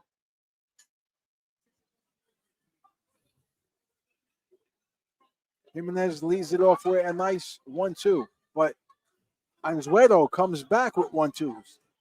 And Jimenez really knows how to find a sweet spot to throw right hands. He just gets to that one place, and then he's going to throw a right hand. And it's usually when Anzueto's on the ropes. Right about now. There it is. There it is, that piston. You're right. 3 straight right hands. Boom, and there it is again. He has a nice, short, straight right hand. And when Anzueto gets his back up against the ropes, it's coming. That's right. So it would be beneficial for Anzueto to stay in the center of the ring and be effective just like he is right now. Whenever he gets his back up against the ropes, he's just a sitting duck. Well, I think you're right. I think standing duck is more appropriate in this case. Now, Anzueto's throwing punches, but we don't see that same energy that he had in the first round. And he's going back, but he's not setting up punches. He's actually just getting hit. And there's that right hand again. Piston-like right. Ernesto Rodriguez is warning Anzueto for doing the Katie Taylor, leaning with his head. That's right. Or trying to be like a sitting duck, lowering his head in the water, maybe. So Jimenez is showing effective aggression in this round. He just rocked and startled Anzueto. Yep, that right hand. Do you see it? I mean, it's almost on cue. Ready, go. Bang, there's the right hand. When he's got him up against the ropes. Oh, but Anzueto comes back with a few punches. Jimenez definitely closed out that round. Definitely. I gotta agree. Right. So how do you see it now? I see Jimenez. Okay, so we have it 1-1. That's the way I see it. Yep. I don't know. Ernie, I think Dave has it all for Jimenez. in the blue corner. I'm not sure. I'm not sure because I was kind of leaning towards Jimenez in the round 1, but I could see Sueto beating him. But in round 2, I got to go for Jimenez with that Jimenez. piston-like right hand, getting his sweet spot, finding a guy against the ropes, and just letting it go like a piston. You're right. It may come down to round number 3, who has a little more left in the gas tank, who wants it more, and we're going to see what happens. I think you're right, Ernie. I think right here it's going to be a question of stamina in this third round because you saw towards the end, and Sueto was losing it. His stamina was was tested, and Jimenez took advantage of it. Yeah, because he was backing up, but he wasn't punching. Third and final round. I don't know if Ernesto was going to be able to make it around the ring this many times for round 3. Wow, look at them go. That's Wetters just really letting his hands go. He tried to, he's definitely took the first part of this round. Yeah, Sueto backing up. He wants no part of that, so he went to the other side of the ring. But here comes Jimenez coming forward again. And they're ready for that piston right because it's set up and it's ready to go. Rock 'em, sock 'em robots here. Yeah, I see. I don't see Sueto really hitting, punching now. Right. Yeah, well, he let out a barrage to start the round, so he's got to catch his breath for sure. And just like in the first 2 rounds, anytime he gets his back up against that ropes, Right. Jimenez comes in with that piston right hand. Absolutely. There it is. Just hit him again. Can we call it? Right there. Bang. There it is. Oh, There just it is knocked again. his mouthpiece out, and the referee doesn't see it. And Sueto does not have a mouthpiece. Wow. He got caught with a big Jimenez piston right hand, and his mouthpiece went flying across the ring. The referee missed it. Here we go. Ernesto Rodriguez telling him that mouthpiece falling out is just a sign of he's tired. He's tired. He's fatigued, and that's where Jimenez now is. Again, it's a battle of who has the stamina. I think it's all will here. Who has Yeah. the will, not the skill? And Azuero is still fighting. He's throwing a lot of punches out of nowhere. He tried a right uppercut. Just got hit by a big right hand by Jimenez. Oh. Jimenez may have punched himself out. He's all on heart right now. Oh my gosh, they're exchanging right hands. You go, I go. Oh my goodness. And here goes Jimenez getting them back in the ropes. With the front headlock to boot. My goodness. Who wants it more? It comes down to these last 10 seconds. It's over. It's over. Wow. that was a great end to this I bout. do not know. I do not know. I gotta say, I think I saw Jimenez pulling that off.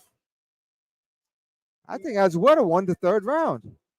It's a close bout. I give Azuero the 3rd round. And if I give him the first, which I did, I'd go 2-1 Azuero. Yeah, I'm going to go the other way with Jimenez just because he had that consistent piston right hand. That right hand was consistent all through the fight. And just at the end, he just had more stamina at the end, is what I'm seeing. Great effort. Rock'em sock'em performance this evening. Oh, that was the best. That was.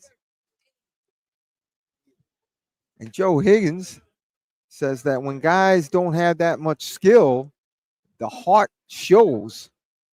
The heart shows because you got to take it with heart. And you've been saying that, Ernie. You've been saying that all fight. That's right. That's right. I definitely I hope that these 2 guys stick with this sport because they have a lot of potential. They definitely have big hearts. Well, they definitely have a lot to learn, but not heart. Yes. Their first bout. This was their first bout. Wow. It didn't seem like it. Right. Welcome to boxing.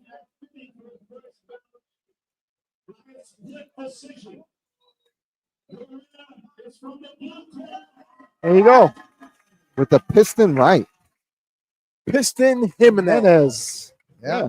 Great job. I could go for it, but I'm glad it was a split decision because Well, it was us. We were saying the Yeah. same thing. We had we were at odds of who won, who didn't win. yeah, and I could go for that. I could go for that easily.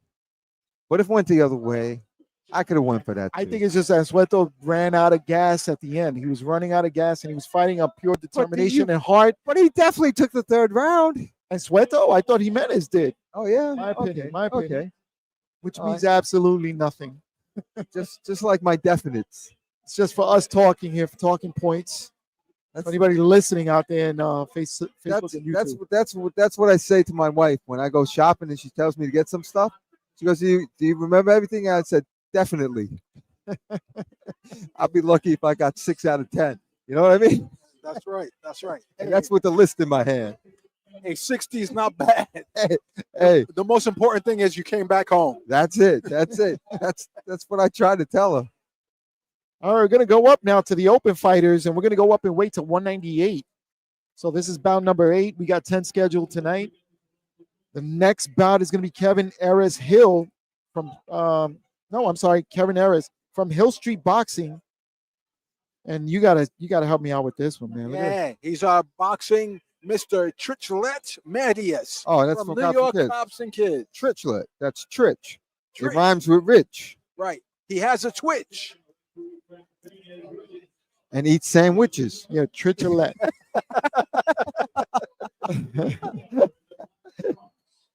From Hill Street Boxing, please welcome Kevin Harris. The Trich sandwich. It's filled with knuckles.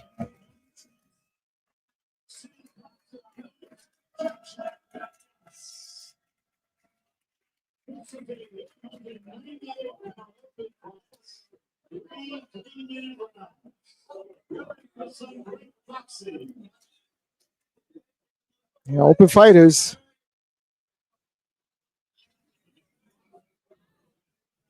And Dave, tell us what open fighters means for anybody that's watching and not sure. They are open to giving out some pain, my man. They are open to fighting.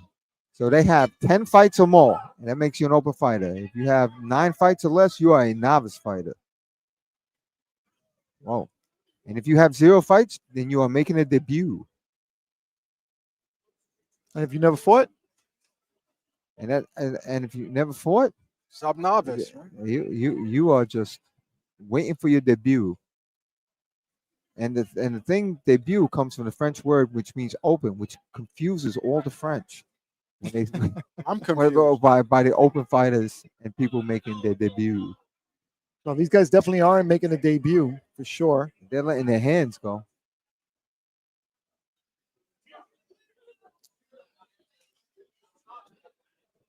Good right hand by Trichlet right there.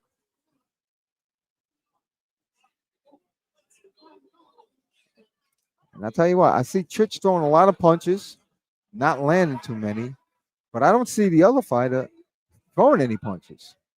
Yeah, Kevin seems to be waiting on Trich to commit to something so he can counter him with that left hand. Left Right. hook, short left hook. Right.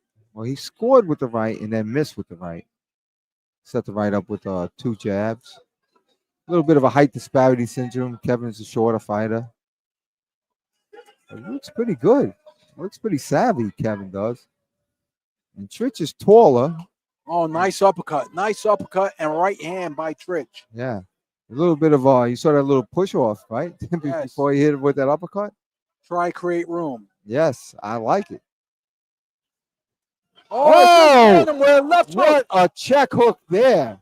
Trich just caught Kevin with a check left hook and dropped him. Oh my goodness. What a good punch that was. Kevin Aris is receiving the mandatory 8 count. The standing 8 count. No, that wasn't even a standing 8 count. He got knocked down. That was not a Mandatory 8 count. mandatory 8. Yes. I think Twitch hit him I so stand hard corrected. he staggered you. I stand corrected, Ernie. Thank you. Mandatory 8 count. Look at Trich. He's looking to throw that hook again. He's feeling it. Yeah, he's just waiting back now. Look at Yeah. He says, I could do that again. And that may be a mistake. He has to stick to the game plan. I don't even know what his game plan is. Because he's coming forward like he was before. But when he landed that hook, it was when he was stepped back. Game plan is to win. Well, that tells me nothing, Ernie. I'm sure they're both trying to win. He wants Kevin Aris to walk into another left hook. Yeah, he's feeling himself, right? You see it. Well, you can see him loading up for that. That check hook was something. Oh my goodness.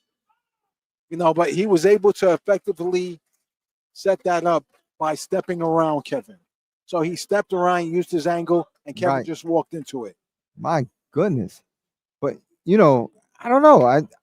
I mean, everybody's been saying the check hook since Floyd Mayweather knocked out who did he knock out with that check hook? A lot of people. Ricky Hatton. Ricky Hatton, Hatton. yeah, Ricky Ricky Hatton. Hatton, That was the most famous check hook. It was Yep. that was the check left hook.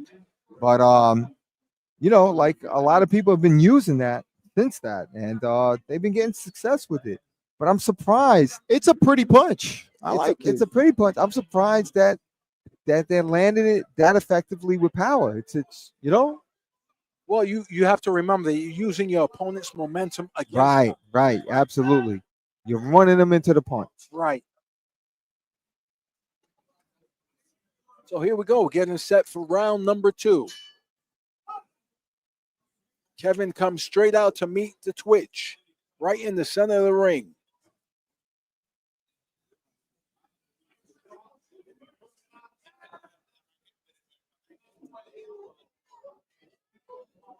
I tell you what, Kevin is not a bad boxer at all. He's a pretty decent boxer.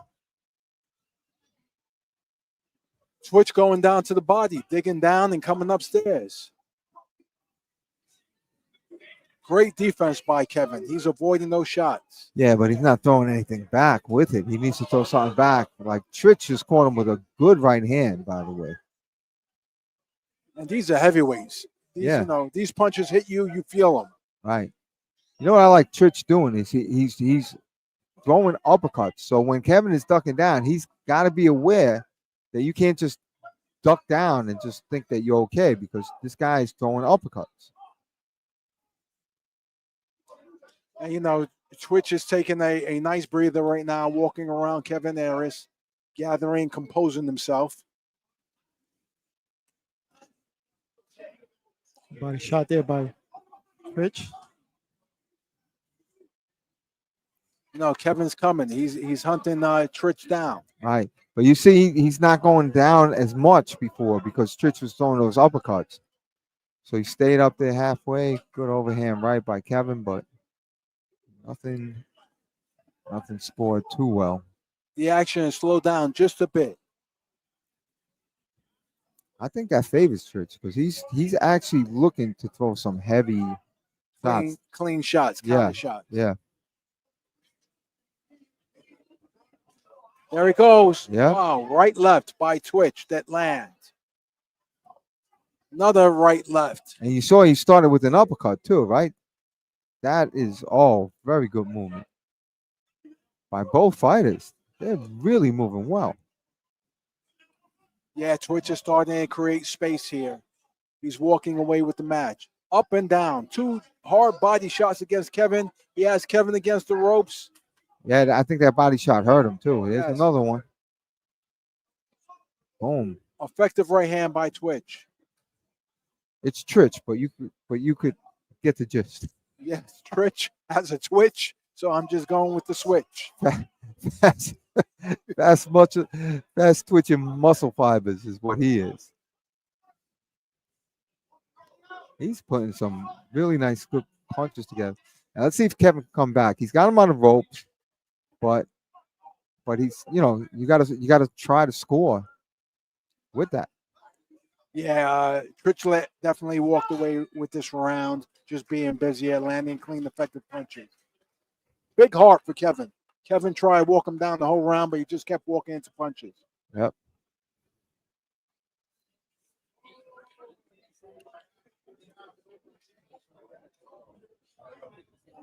Nice competitive card this evening. Wow, I'm really impressed with what bout are we up to? We're in bout number 8. That's bout Right. number 8. We have 2 bouts coming. All right. I might have to work a corner. I might because there's one of the fighters. I'm not sure if he has a cornerman because remember we're in the Knights of Columbus and they put in a couple of fighters last minute. So I want to make sure that they have it. So I'm gonna leave you for a second Actually, I'm gonna wait to the end of this fight. Yeah, just wait. I'm gonna wait for the fast twitch.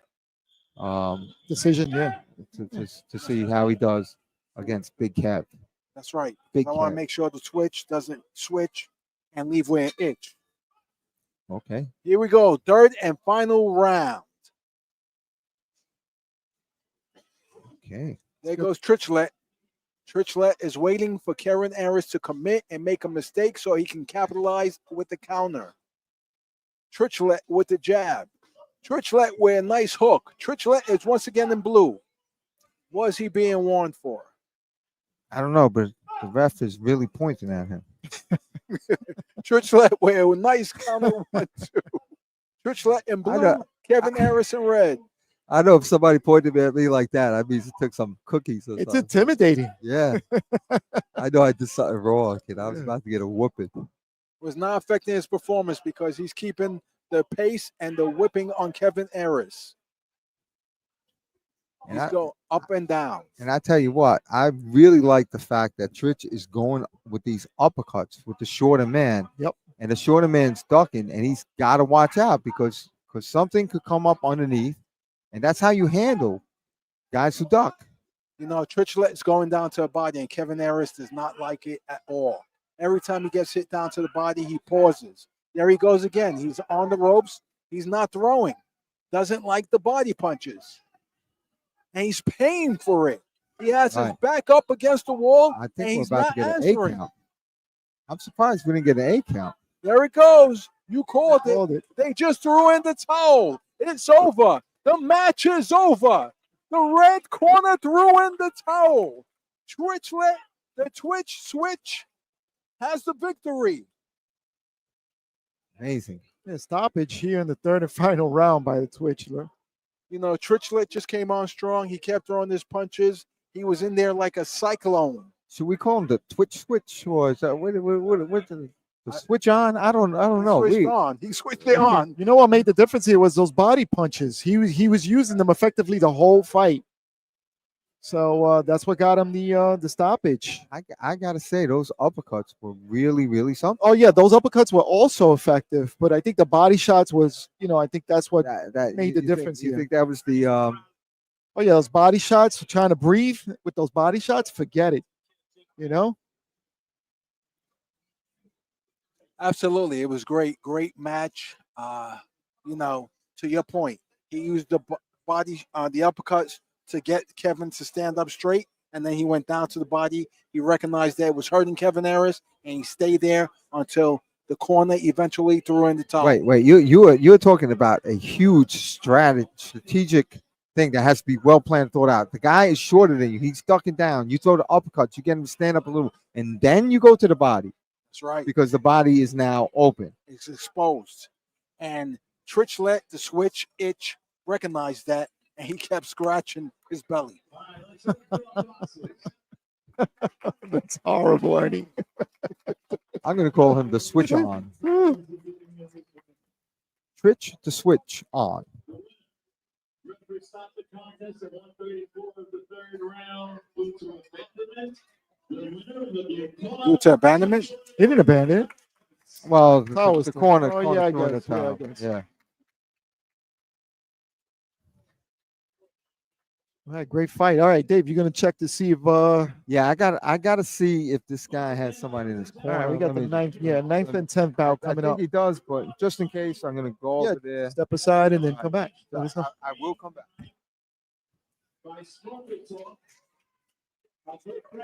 So we're going to have bout number 9 come up. And once again, this is in 198 novice.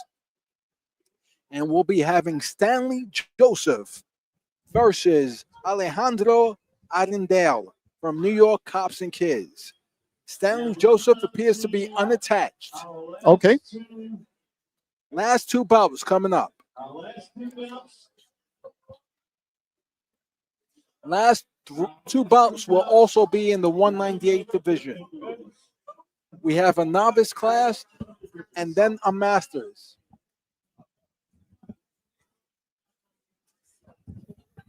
I don't know, Dave. I'm sorry. I abandoned you a little bit here, Ernie. David's talking to me on the side, and I don't know what he's saying.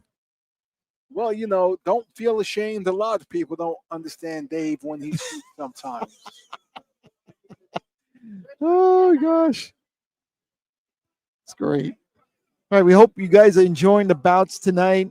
We got the last 2 bouts of the evening coming up. This has been exciting here at the Knights of Columbus here in Long Island, New York.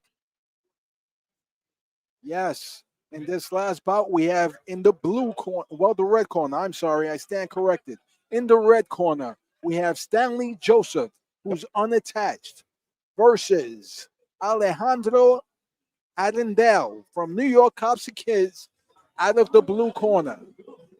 Arendelle is wearing the blue gloves, and Joseph is wearing the red gloves.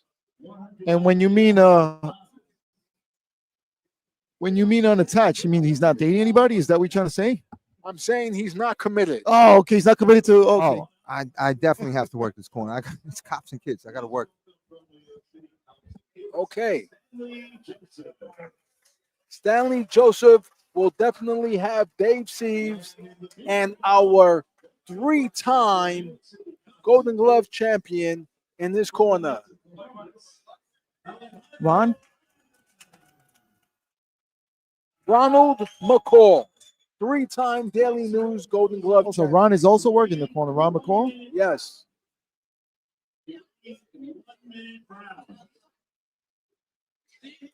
All right, this is gonna be interesting. And what how many, what did he say? 3 minute, 1 minute rounds? Is that what he said? 1 minute? Yeah, 1 minute. 1 minute rounds. This is going to be quick. It's going to be a rock'em sock'em robots match. They should come out looking to clobber one another. Let's see how long they can keep it up before their stamina runs out. And it's gonna be interesting because 1 minute, you gotta shoot your shot in 1 minute. You don't got time to be looking pretty and footwork and none of that. You just gotta throw it, throw hands. And I like our representative from Cops and Kids. He's a southpaw, and he's right out the gate with that nice jab. Stanley Joseph, southpaw jab. And who's the other? From where? Alejandro Arendelle. From? It says from Cops and Kids. So, Oh, so this is a Cops and Kids on both Cops and Kids? yes. Oh, okay. Interesting. I thought he was unattached. Oh, no, he is. They're both. You see, you're right. Yeah. Right. On the scorecard, it says he's unattached, but he's wearing the Cops and Kids shorts. Now, let me ask you a question. Do you think these guys know each other, like, from being in the same gym? They appear to be familiar with one another. They are anticipating what the other one is going to throw. Evenly matched first round. But so far, I'm going to give the edge to Joseph, just landing crisper, Oh, just nice landing a nice left hand. Yeah. Stanley Joseph versus Alejandro Arendelle. Arendelle in gray with blue gloves. Stanley Joseph in blue with red gloves. Arendelle seems to be the taller boxer of the two. Little bit of a height advantage. Unfortunately, he's not using his height to his benefit at the moment. Stanley just landed a counter left hook. Stanley Joseph was just right out of the reach of Alejandro. And Stanley moving in as he heard the 10-second warning. Alejandro Arendelle is clinching, and Ernesto Rodriguez is just standing back, not doing anything to break him up. I think it's because he anticipated the bell. I mean, it's a 1 minute bout. So it's not much time. Let's see what happens in the second round. That round felt like it was more than 1 minute. It did. It did. So somebody fell asleep at the bell.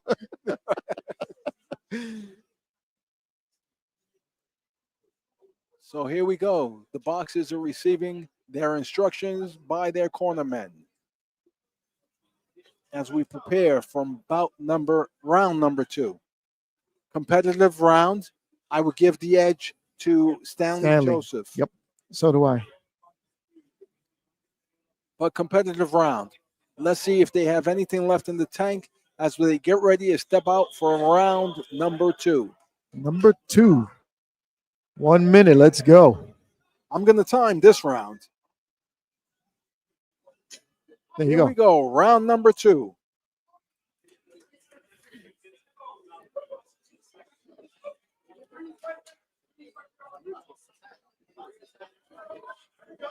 First one to get off. Stanley Joseph, first one to get off. 5 punches. But they're standing right in front of each other. Arendelle has to shoot his shot. There he goes. He just shot a right hand. But Stanley is landing. Yeah, the left hand for Stanley is working tonight.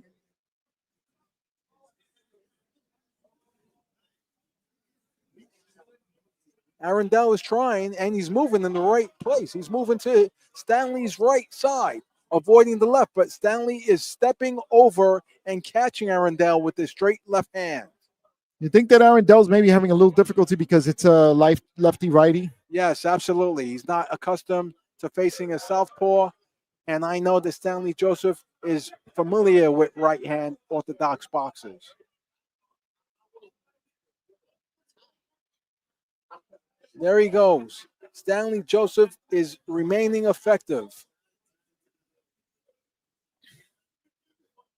Arendelle, nice with nice jabs. He's fighting tall now. He's keeping Stanley away.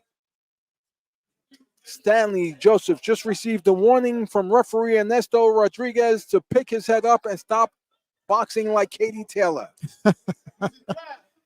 You know, there's so many things about that fight with Katie Taylor and Amanda Serrano that I just want to say. I just wish Amanda would have came up with some uppercuts and lifted up Katie Taylor's head. Right.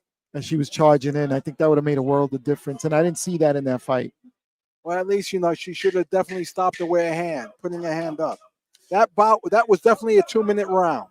That was definitely. I don't think they got the memo. The timekeeper didn't get the memo on this. But it's. I think it's gonna be okay. These guys are, they're young. They're fine. They're conditioned. They don't seem to be struggling.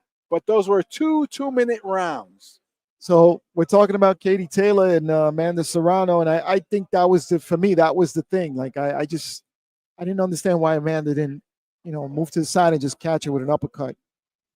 So it was a high-paced bout. They were both punching hard. Katie was not only using her 2 hands, but she was using her head as well. So she had the advantage going in. She was throwing 3 punch combinations, left, right, head, left, right, head. Sometimes it was head, left, right. So she was definitely confusing Amanda. I would definitely like to see a third. I think there is going to be a third. I mean, it's funny because Katie Taylor actually suggested a third fight. And the highest viewed women's bout, and here we are talking about women's boxing. I would say the highest viewed bout, period. 64 million households. Yeah. Clearly absolutely. over 250 million people. Absolutely. All right, so we're starting round number 2. Round number 3, third and final round. Arendelle versus Joseph. Stanley Joseph in blue with the red gloves, and Arendelle with the blue gloves, all in gray. Alejandro Arendelle. And of course, our commentator partner, Dave Sieve, is working the corner of Joseph. Doesn't give Joseph the advantage. I like to know. No, it doesn't. But I like to know what's the insight because he's there. I would like to know what Coach Dave. I'm gonna call him Coach Dave because that's what he's doing now. See what the insight he can give us on Joseph. Nice combination there by Joseph. Catches Arendelle coming in. What I see from Joseph is he's using those angles. He keeps stepping around Arendelle. He's stepping into his right hand. And Arendelle should be shooting straight right hands down the pipe. He's not taking advantage of Joseph's mistake. But these are novice fighters. And Joseph is definitely landing on Arendelle. Arendelle is slowing down, and Joseph just hit him 2 times. Good combination by Joseph.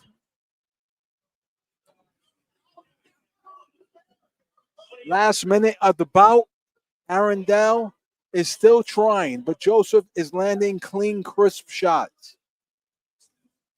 Look at that. Joseph is now parrying Arendelle's jabs and countering with left hands. Last 10 seconds. Who wants it more? Arendelle or Joseph? Joseph moved forward and clinched up.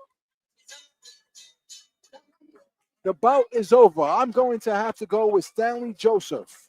Yeah, I think so. Ernie, I couldn't agree with you more. Joseph looked really good. I mean, for a novice fighter, looked really good. And I don't take anything away from Arendelle. It's just, just the skill set. It might go in favor of Joseph.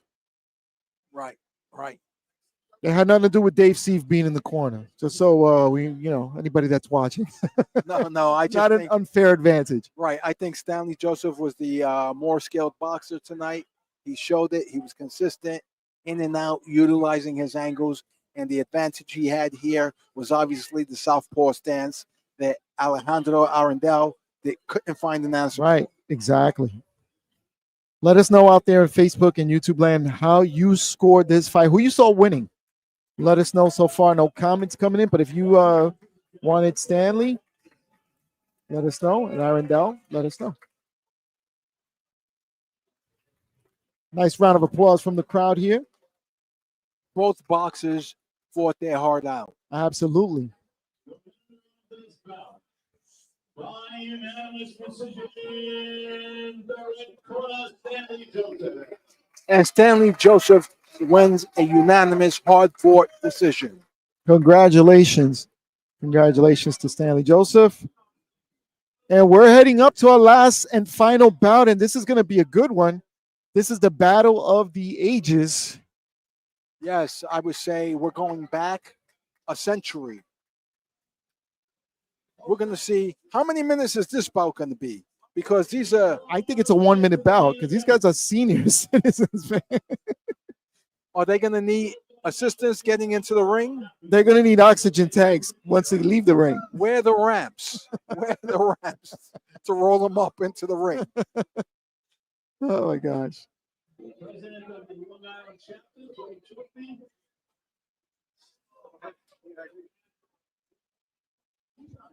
Ray Velez just passed us by. Ray Velez was a 139 novice Golden Glove champion.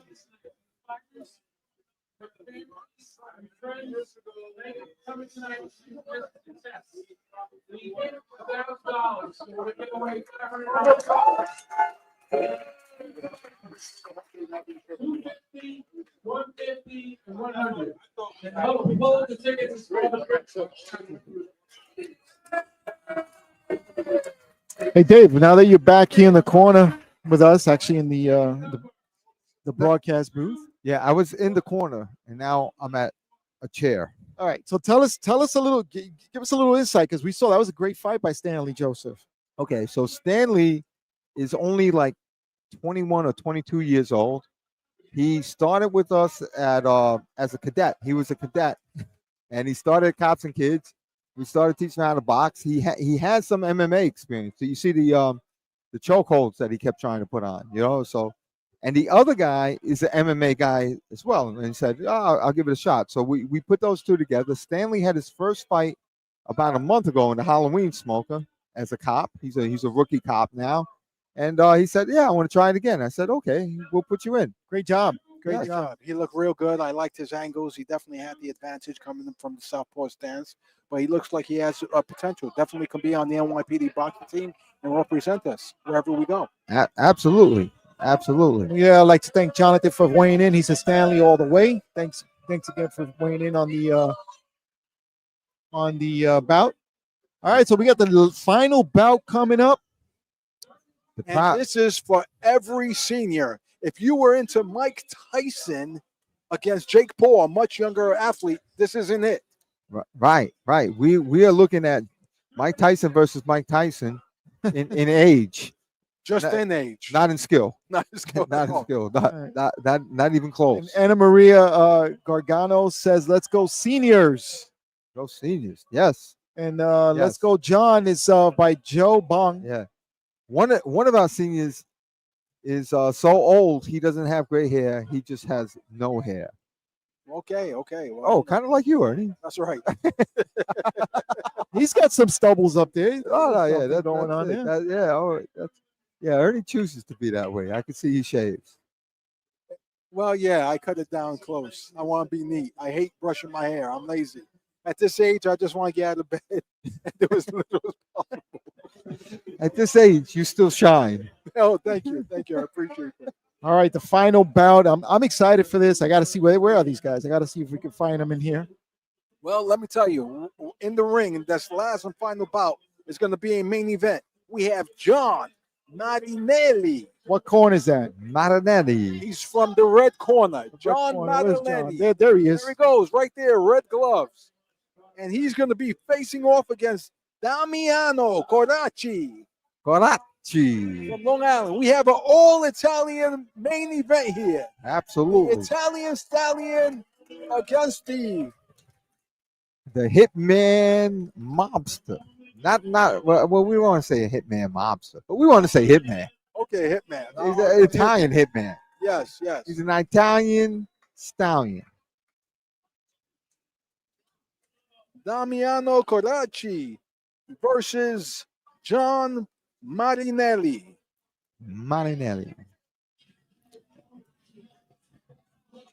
Theme music. Here we go. Ring walk. Theme music coming in. There he is. No excuses, just results. We don't want to see any excuses here tonight. Back in the day, in the 70s, these two would have had a dance-off for the girl of the choice, the choicest club. They just lifted up John Marinelli in the ring. Let's see who helps Cordaci get in. Wait, did they actually shove him already? Did they actually shove him up in They the up shoved him direction? up in the ring. In the black trunks, representing the United States Marine Corps. Oh, Marine Corps. All right. Hoorah. Hoorah. Thank you, John Marinelli. Thank you for your service to the United States Marines. That's right. Absolutely, yes. And Amen. you yourself did the 20 years Yeah, in the Navy, didn't you? that's Ernie? right. 22 years, United States Navy. And as the Marines would call you, a squid.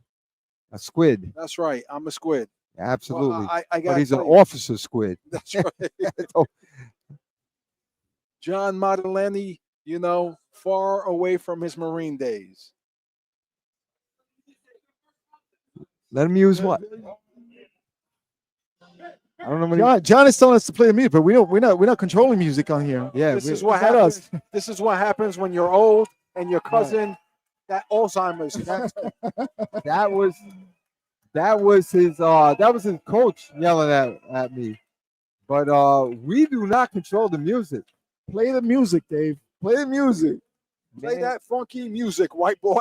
if I knew what song it was, I would have pulled it up on my cell phone and blasted it in my own ear. There we go. Damiano Cordaci versus John Marinelli. Marinelli. I think it's Marinelli. Marinelli. Marinelli. Marinelli. Marinelli. The more I say this, the more I know. Marinelli. Marinelli. I'm gonna get it. Keep practicing. I'm gonna hear you. Marinelli. You got to take the sauce out of your mouth and then you'll be able to say it. Marinelli. The marinara sauce. Marinara. Let's call him Marinara. Marinara versus Karate. Marinelli. Marinelli. There he goes. That was a perfect pronunciation. Oh, Marinelli. George is good like this. He grew up with that. Yes, actually I did. Marinelli.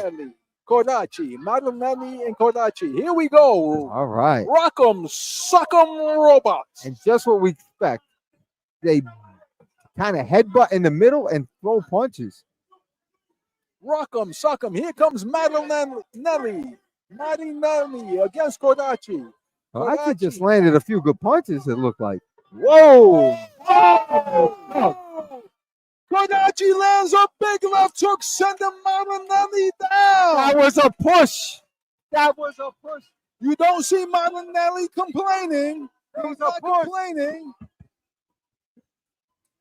That was a push. Let me join the crowd. Karachi steps around, coming right back. Here comes Karachi. They meet in the center. Like Karachi- two water buffaloes meeting in a pond, fighting for the lady buffalo. That's what they look like. They're button heads. And the Marine is charging forward. He He keeps did trying. not like getting pushed. He didn't mind getting punched, but he didn't like getting pushed. Whoa. End in the of round. round one. Wow. And that was Big. exciting. Big That was exciting. thundering left hook by Cardaci. Did you see how many people in the first row lost their teeth? Lost their teeth. They were oohing on so much teeth went flying. Oh my gosh. Stop This it. is the double ARP match of the evening. That's it. They're fighting for a discount on auto insurance. I tell you, the Marine walked right into a left hook that put him right on his bumpers. But that was a shove. That he didn't knock him down. He shoved him. He did the water buffalo thing. He didn't even do it with his head. He pushed him down. Both this spot was sponsored by AARP. Here we go. Round number 2. A minute of hell. All right. Here we Tell you, it's the battle of the ages. Oh, yes, it is. Oh, a charge. A charge. He wants it back. A big right hand landed. John Marinelli cannot walk straight in like that because Karachi has heavy hands. It's quite obvious. You can see it. I think he brought him with him from the Stone Ages.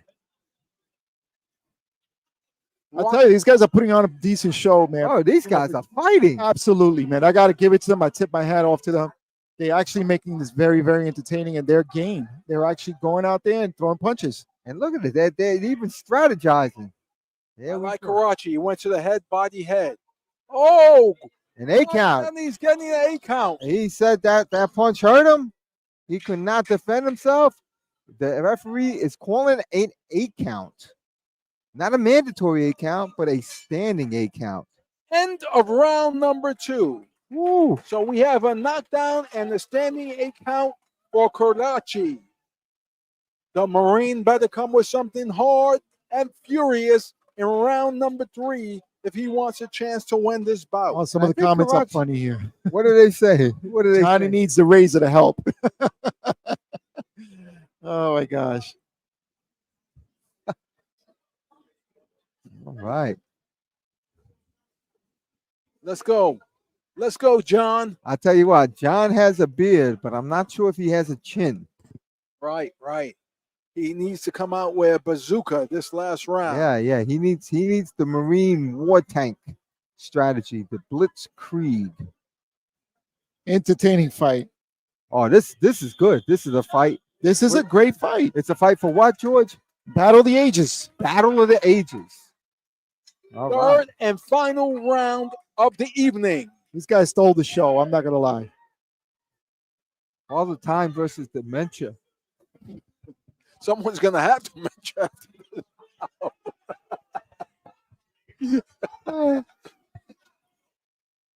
Oh, big right hand by Kodachi. Absolutely. Let's see what Marinelli could do. Marinelli scores with the right hand himself. Jab. Marinelli's trying to come forward.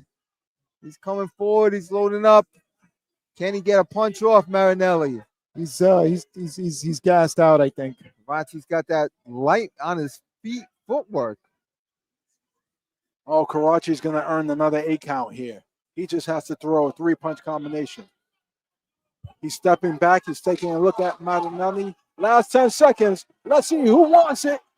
There it comes. Karachi. Oh, Marinelli scores a right hand in that exchange. Oh, there we go.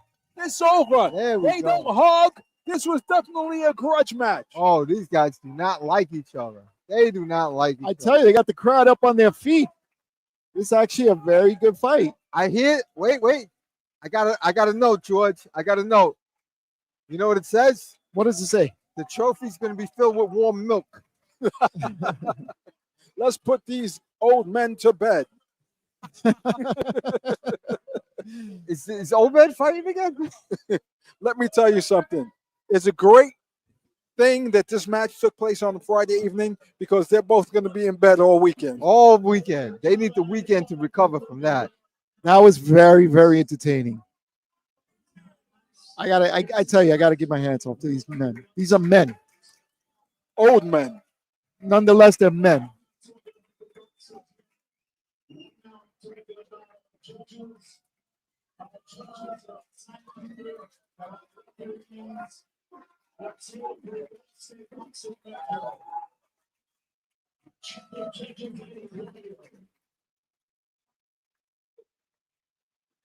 don't think there's any question about who won this time. All right. These guys are looking good, man. These guys are looking good.